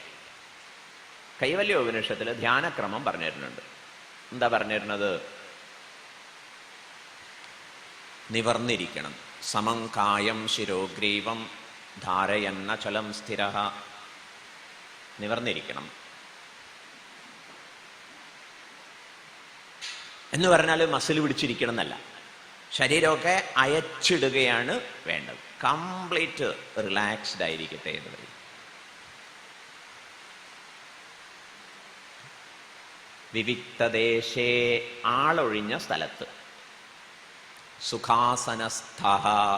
സ്വസ്ഥമായിട്ടിരിക്കാൻ പറ്റുന്ന ഒരു ആസനം തിരഞ്ഞെടുക്കണം. അത് പത്മാസനമാകാം, സിദ്ധാസനമാകാം, വജ്രാസനമാകാം. ആചാര്യസ്വാമികൾ വ്യാഖ്യാനത്തിൽ പറയുന്നുണ്ട്, നതു തിഷ്ടൻ ശയാനോ വാ. തിഷ്ടൻ വൃക്ഷാസനത്തിലോ ശീർഷാസനത്തിലോ നിന്നിട്ട് ധ്യാനം വേണ്ട. ശയാനോ വാ, ചിലരിങ്ങനെ മലർന്ന് കിടന്നിട്ട് ധ്യാനമാണ്, ഉറക്കം. അപ്പൊ അത് വേണ്ട എന്ന് പറയും. നതു തിഷ്ടൻ ശയാനോ വാ, രണ്ട് പ്രകാരത്തിലും വേണ്ട. പിന്നെ ഇരുന്നിട്ട് വിവിക്തദേശേ ച സുഖാസനസ്ഥഃ ശുചി സമഗ്രീവ ശിരശരീരഃ. ശുചിത്വം ഉറപ്പാക്കിയ ശേഷം നട്ടെല്ല് നിവർന്നിരിക്കുക. അതാണ് നേരെ ഇരിക്കുക. ബാക്കി ശരീരഭാഗങ്ങളൊക്കെ അയഞ്ഞു കിടക്കട്ടെ എന്ന് പറയുക. എന്നിട്ടോ അത്യാശ്രമസ്ഥ. അത്യാശ്രമസ്ഥനാവുക എന്ന് പറഞ്ഞു കഴിഞ്ഞാൽ ഒരു റെസ്പോൺസിബിലിറ്റിയെ സംബന്ധിച്ചുള്ള വ്യാകുലതയും നമ്മളെ വേട്ടയാടരുത്. അപ്പൊ ഇങ്ങനെ ചിന്തകൾ വരും, അല്ല മകൻ എത്തേണ്ട സമയമായല്ലോ, വന്നില്ലല്ലോ. അപ്പൊ പറയണം, തൽക്കാലം ഞാനിപ്പോൾ അച്ഛനല്ല, അമ്മയല്ല, അത്യാശ്രമസ്ഥയാവും. ഒരാശ്രമവും നമ്മളെ ബാധിക്കാതിരിക്കട്ടെ. അത്യാശ്രമസ്ഥ സകലേന്ദ്രിയാണി നിരുദ്ധ്യ. ഇന്ദ്രിയ വ്യാപാരങ്ങളെയൊക്കെ കൺട്രോൾ ചെയ്യുക.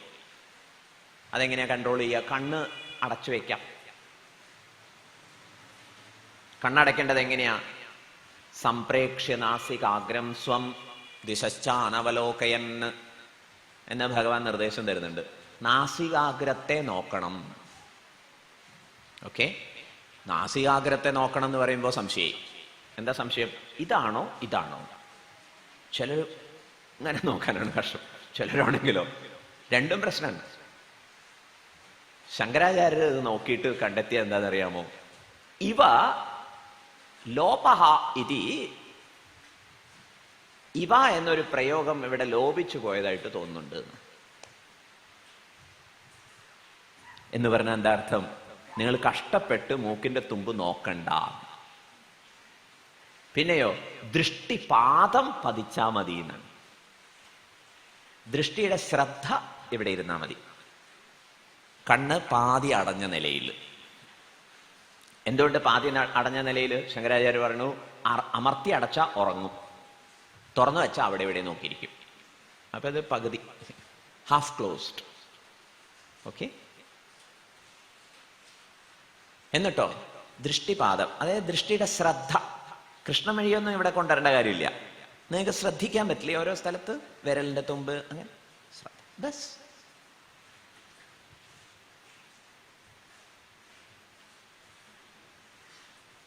വിവിക്തദേശേ ച സുഖാസനസ്ഥഃ ശുചി സമഗ്രീവ ശിരശരീരഃ അത്യാശ്രമസ്ഥഃ സകലേന്ദ്രിയാണി നിരുദ്ധ്യ ഭക്ത്യാ.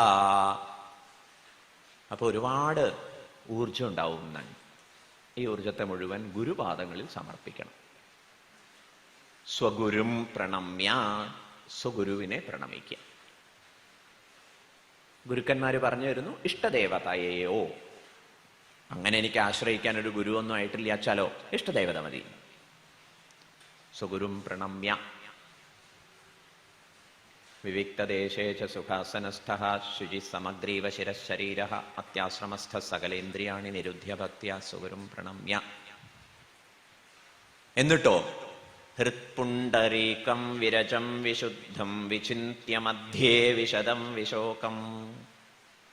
ഹൃദയത്തെ ഒരു താമരയായിട്ട് ഭാവന ചെയ്ത് അതിൽ യാതൊരു മുറിവുമില്ലാതെ പരിലസിക്കുന്ന ആത്മതത്വത്തെ, അതിന് പ്രത്യേകിച്ച് നാമരൂപങ്ങളൊന്നുമില്ല, ഭാവിക്കും. അതെങ്ങനെയാ ഭാവിക്കുക? അചിന്യമവ്യക്തമനന്തരൂപം ശിവം പ്രശാന്തമമൃതം ബ്രഹ്മയോനിം തഥാദിമധ്യാന്തവിഹീനമേകം വിഭും ചിതാനന്തമരൂപമദ്ഭുതം. അങ്ങനെയാണ് ധ്യാനിക്കേണ്ടത്. എന്ന് പറഞ്ഞാൽ ഗുരു ഉപദേശം അനുസരിച്ച് കിട്ടിയിട്ടുള്ള സങ്കേതങ്ങളെ ഉപയോഗിച്ച് മനനം ചെയ്യുക. ഇങ്ങനെ ദിവസവും കുറച്ചു നേരം ഉത്സാഹിക്കൂ.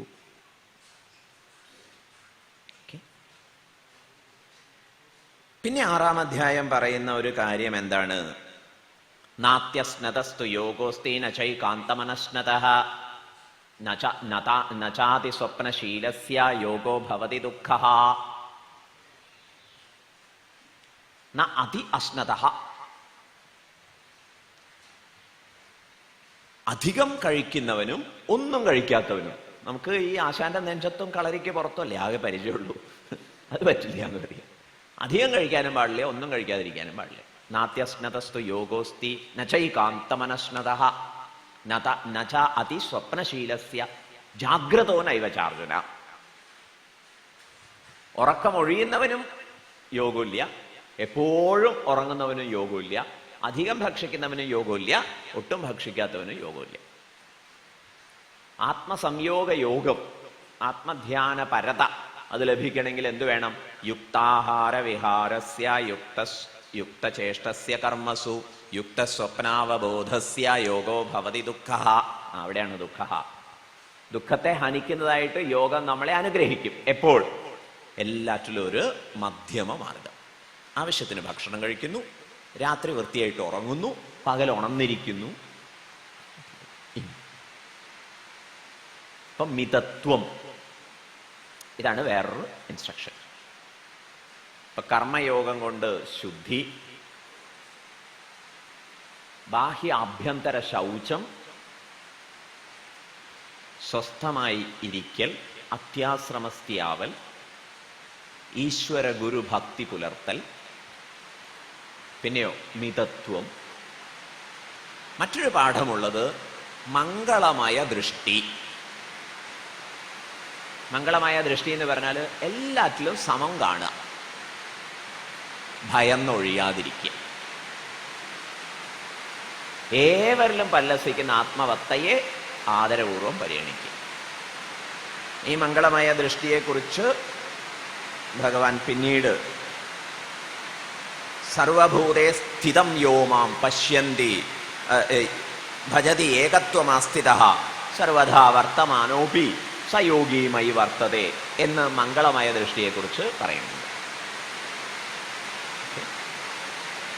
ഇനി ധ്യാനവേളയിൽ ശ്രദ്ധിക്കാനുള്ള കാര്യം എന്താ? മനസ്സടങ്ങില്ല, എളുപ്പല്ല. അപ്പൊ എന്ത് വേണം? അഭ്യസിക്കണം. എന്താ അഭ്യാസം? യതോ യതോ നിശ്ചരതി മനശ്ചഞ്ചലമസ്ഥിരം തതസ്തതോ നിയമ്യൈതത് ആത്മന്യേവ വയം നശേത് വയം ആത്മന്യേവ വശം നയേത്. യതഃ യതഃ നിശ്ചരതി, ഏതേത് വിഷയങ്ങളിലേക്ക് മനസ്സ് തെന്നി തെന്നി പോകുന്നുവോ തതഃ തതഃ, അതാത് വിഷയങ്ങളെ വിവേകം കൊണ്ട് വിചിന്തനം ചെയ്ത് ഇതെനിക്ക് സുഖമോ ശാന്തിയോ സ്വാതന്ത്ര്യമോ പ്രദാനം ചെയ്യാൻ സമർത്ഥമല്ലല്ലോ എന്ന് പറഞ്ഞ് മനസ്സിനെ അവിടുന്ന് കൂട്ടിക്കൊണ്ടുവരണം. സങ്കല്പപ്രഭവാൻ കാമാൻ, സകല കാമനകളും സങ്കല്പങ്ങളിൽ നിന്നാണ് ഉണ്ടാവുന്നത്. സങ്കല്പിക്കുന്നു, അങ്ങനെയാണ് നമ്മൾ അതിനെ എംപവർ ചെയ്യുന്നത്. സങ്കല്പിക്കുന്നത് നിയന്ത്രിക്കൂ എന്ന് പറയാം. മനസ്സിലായില്ലേ? ഒന്നിനെക്കുറിച്ച് ഇങ്ങനെ ചിന്തിച്ച് ചിന്തിച്ച് ചിന്തിച്ചാണ് കാമം വർദ്ധിക്കുന്നത്. സങ്കല്പിക്കില്ല എന്ന് തീരുമാനിക്കൂ. കാമതേ ജാനാമി മൂലം. എടോ കാമമേ, നിന്റെ മൂലം എനിക്ക് മനസ്സിലായി, വേറെ എവിടെയാന്ന് മനസ്സിലായി. സങ്കല്പം കൊണ്ടാണ് നീ അഭിവർദ്ധനം ചെയ്യുന്നത്, അതുകൊണ്ട് ഞാൻ സങ്കല്പിക്കില്ല എന്ന് നിശ്ചയിച്ചു. കേട്ടല്ലേ? പകരം ആത്മധ്യാനം, വിഷയധ്യാനത്തിന് പകരം ആത്മധ്യാനം. അതിലൊക്കെ എസൻസ് ആയിട്ടിരിക്കുന്നത് എന്താണ് എന്ന് അന്വേഷിക്കുക. ഇങ്ങനെ ആത്മധ്യാന തത്പരതയിൽ സംഭവിക്കുന്ന വ്യതിചലനങ്ങളെ നിയന്ത്രിക്കുന്നതിനുള്ള പാഠങ്ങളൊക്കെ പറഞ്ഞു കഴിഞ്ഞപ്പോഴാണ് അർജുനന്റെ ഒരു ചോദ്യം. എന്താ ചോദ്യം? ഭഗവാനെ, ഇതൊന്നും വേണ്ട പ്രകാരത്തിൽ അങ്ങനെ ആയില്ല എന്ന് വെക്കുക. ആള് ഇല്ലത്തുനിന്ന് ഇറങ്ങി, ഒരാവേശം കൊണ്ട് ഇറങ്ങിപ്പോയതാ, പക്ഷേ അമ്മാത്തെത്തിയില്ല. കച്ചിന്നോഭയ വിഭ്രഷ്ട ഛിന്നാഭ്രമിവ നശ്യതി. ഉഭയഭ്രഷ്ടത്വം വരില്ലേ? ഏതുപോലെ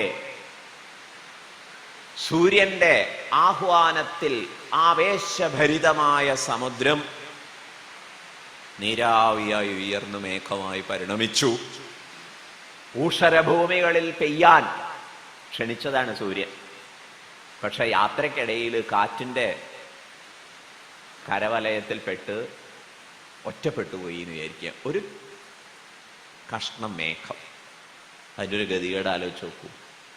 കാരണം ആകാശം അനന്തമായി കിടക്കുകയല്ലേ, ഇനി ഒരിക്കലും അതിന് പെയ്യാൻ പറ്റില്ല.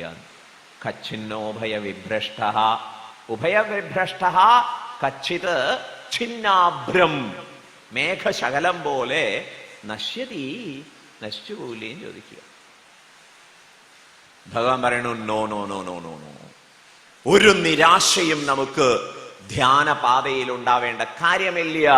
കർമ്മയോഗത്തിൽ കഴിയുന്നത്ര ശ്രദ്ധിക്കുന്നതോടൊപ്പം സത്സംഗങ്ങളിൽ പങ്കെടുത്ത് ആത്മജ്ഞാനം ഗുരുപ്രസാദം കൊണ്ട്, ശാസ്ത്രാനുഗ്രഹം കൊണ്ട് നേടിയെടുത്തതിനെ ധ്യാനിക്കാൻ ഉത്സാഹിക്കുക.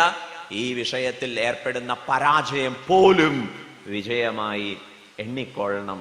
കാരണം ഭഗവാൻ പറയുന്നു, I will take care of. നഹി കല്യാണകൃത് കശ്ചിത് ദുർഗതിം താതഗച്ഛതി. കല്യാണ മാർഗത്തിൽ കാലെടുത്ത് വെച്ചവന് പിന്നെ ഒരിക്കലും ദുർഗതി ഉണ്ടാവില്ല. ഡോണ്ട് വറി അബൌട്ട് ഇറ്റ്, ഞാൻ നോക്കിക്കോളാം. ആചാര്യന്മാര് വ്യാഖ്യാനിക്കുന്നു, നിങ്ങൾ എന്തൊക്കെ ഈ വിഷയത്തിൽ ആലോചിച്ചു തുടങ്ങിയോ അതൊക്കെ നിങ്ങളുടെ യാത്രയിൽ മൂലധനമായി കണക്കാക്കപ്പെടും. അതിനിടയ്ക്ക് ചത്തുപോയാലോ അടുത്ത ജന്മത്തിൽ അത് കണക്കിൽ വരും. പ്രാപ്യ പുണ്യകൃതാൻ ലോകാനുഷിത്വ ശാശ്വതി സമാഹ. നേടിയ പുണ്യങ്ങൾക്കൊക്കെ അനുസരിച്ചുള്ള ലോകങ്ങളിലൊക്കെ പോയി പിന്നെയും തിരിച്ചിവിടെ തന്നെ വരും. ഇവിടെ എവിടെയാ വന്ന് ജനിക്കുക? ശുചീനാം ശ്രീമതാം ഗേഹേ യോഗഭ്രഷ്ട അഭിജായതേ. വീണ്ടും ഇതൊക്കെ കൂടുതൽ പഠിക്കാനുള്ള അവസരങ്ങളിലേക്ക് നിങ്ങൾ വന്ന് ജനിക്കും. അതിനെക്കുറിച്ചൊന്നും ബോധറിയേണ്ട. ഇപ്പൊ ധ്യാനം വളരെ ലളിതമാണ്, സുന്ദരമാണ്. അത് ഒരു കർമ്മം കൊണ്ട് നേടിയെടുക്കാവുന്ന കർമ്മഫലമാകുന്ന നേട്ടങ്ങളെയും നേടാൻ വേണ്ടി നമ്മൾ ആഗ്രഹിച്ച് ഉപയോഗിക്കേണ്ട കാര്യമില്ല. സിദ്ധികളൊക്കെ ആവശ്യമുണ്ടെങ്കിൽ അതിന് വേറെ വഴി നോക്കൂ എന്ന് പറയുക. ധ്യാനത്തെ അതിനു വേണ്ടിയിട്ട് തരം താഴ്ത്തരുത്. കർമ്മയോഗം കൊണ്ട് ശുദ്ധി ആർജിച്ച് ആചാര്യ പരമ്പരയുടെ അനുഗ്രഹത്തോടെ ഈ ധ്യാനത്തിന് വേണ്ടി ഉത്സാഹിക്കാം. ഇതിൽ പരാജയം പോലും വിജയമായ ആണെന്ന് എണ്ണിക്കോളൂ. കാരണം എന്താണ്? ഭഗവാൻ അങ്ങനെ വാഗ്ദാനം തന്നിട്ടുണ്ട്. ഇപ്പൊ സ്വാമിക്ക് തന്നിട്ടുള്ള വിഷയം ധ്യാനത്തിന്റെ പ്രസക്തി എന്താണ് ധ്യാനം, എങ്ങനെ ധ്യാനം ചെയ്യണം, ഈ വസ്തുതകളൊക്കെ സമയപരിധിയിൽ നിന്നുകൊണ്ട് പറയാൻ ഉത്സാഹിച്ചിട്ടുണ്ട്. കേട്ടത് ബോധ്യപ്പെട്ടിടത്തോളം പരിശീലിക്കൂ. ഉത്തരോത്തരം നിങ്ങൾക്ക് അഭിവൃദ്ധി ഉണ്ടാവട്ടെ. ഗുരുപരമ്പര സാക്ഷാൽ പാർത്ഥസാരഥി ഏവരെയും ഈ വിഷയത്തിൽ അനുഗ്രഹിക്കട്ടെ എന്ന് പ്രാർത്ഥിച്ചുകൊണ്ട് ഈ ഭാഷണം ഉപസംഹരിക്കുന്നു. ഈ ആശ്രമം ഭാസ്കര വിലാസം അദ്വൈത ആശ്രമം ചെയ്തു വരുന്ന സത്സംഗ പരിശ്രമങ്ങൾക്ക് ഹൃദയംഗമമായ അഭിനന്ദനം നേരുന്നു. ഒപ്പം തന്നെ ഈ ഒരു ഗീതാസത്രം, ഇത് ഒട്ടനവധി കാലമായിട്ട് നടക്കുന്ന ഗീതാ പാഠന പദ്ധതിയുടെ ഒരു അവസാന ഭാഗത്താണ് നടക്കുന്നത്. ഗീത പഠിക്കാൻ വേണ്ടി പഠിപ്പിക്കാൻ ഇവിടെ ഒരുങ്ങിയ സംവിധാനം, അതിന് നേതൃത്വം വഹിക്കുന്ന ധന്യാത്മാവിനെ ഈ സമയത്ത് അഭിനന്ദിക്കട്ടെ. ക്ലാസ്സിൽ പങ്കെടുക്കാൻ സോത്സാഹം എത്തിച്ചേർന്നിട്ടുള്ള എല്ലാവരെയും അഭിനന്ദിക്കുന്നു. അതുപോലെ തന്നെ ഈ സത്രം വളരെ ഭംഗിയായി ഒരുക്കി ഒട്ടനവധി ജിജ്ഞാസുക്കൾക്ക് ഗീതാപാധേയം പകർന്നു നൽകാൻ സംവിധാനം ചെയ്തിട്ടുള്ള സംഘാടകരെയും ഹൃദയംഗമമായി അഭിനന്ദിക്കുന്നു.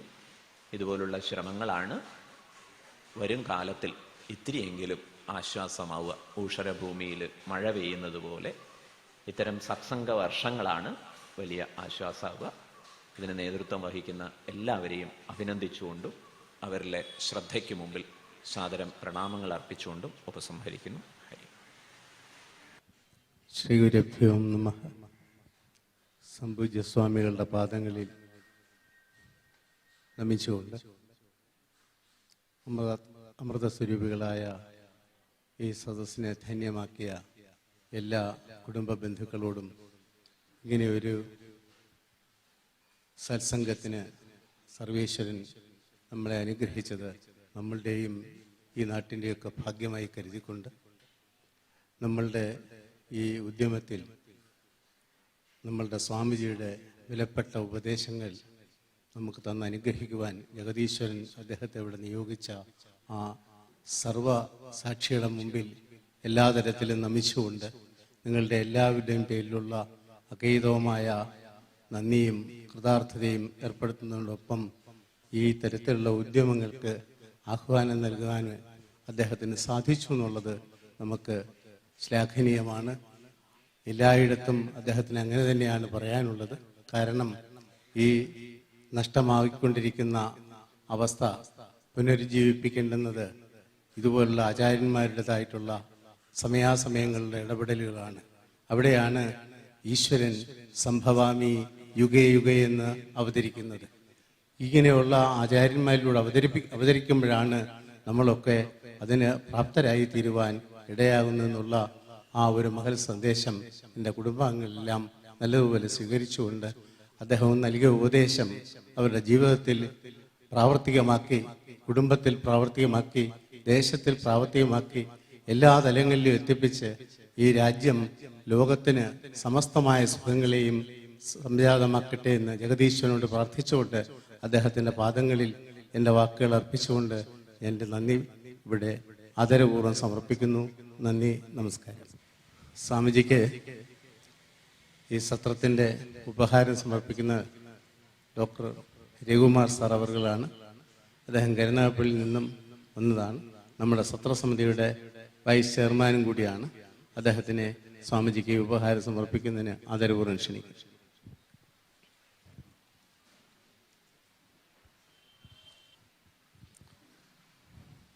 സ്വാമിജിക്ക് വസ്ത്രം നൽകി അനുഗ്രഹം മേടിക്കുന്നതിന് നമ്മളുടെ ആചാര്യൻ പ്രാക്കുളം ബി പ്രഭാകരൻപിള്ള സാറിനെ ആദരപൂർവ്വം ക്ഷണിക്കുന്നു.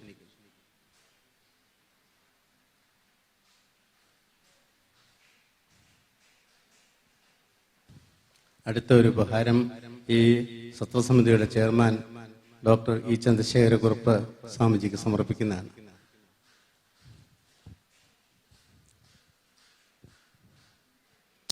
ബ്രഹ്മ ഇർണം നമ്മളെ ബാധിക്കാതിരിക്കാൻ ബ്രഹ്മവിദ്യ പഠിപ്പിച്ച ആചാര്യന് ദക്ഷിണാ സമർപ്പണമാണ്. ഈ ബ്രഹ്മവിദ്യയ്ക്ക് ആവശ്യമുള്ള എല്ലാ ഗുരുക്കന്മാരെയും അവരവരുടേതായിട്ടുള്ള നിലയിൽ നമുക്ക് പരിചയപ്പെടുത്തി നമ്മളെ ഇതിലേക്ക് പ്രോത്സാഹിപ്പിച്ച് അനയിപ്പിച്ചുകൊണ്ടിരിക്കുന്ന സത്രബന്ധുവായിട്ടുള്ള നാരായണ സ്വാമി അവരുകൾ ആ ദക്ഷിണ നിങ്ങളുടെ എല്ലാ അനുവാദത്തോടുകൂടി സമർപ്പിക്കുകയാണ്.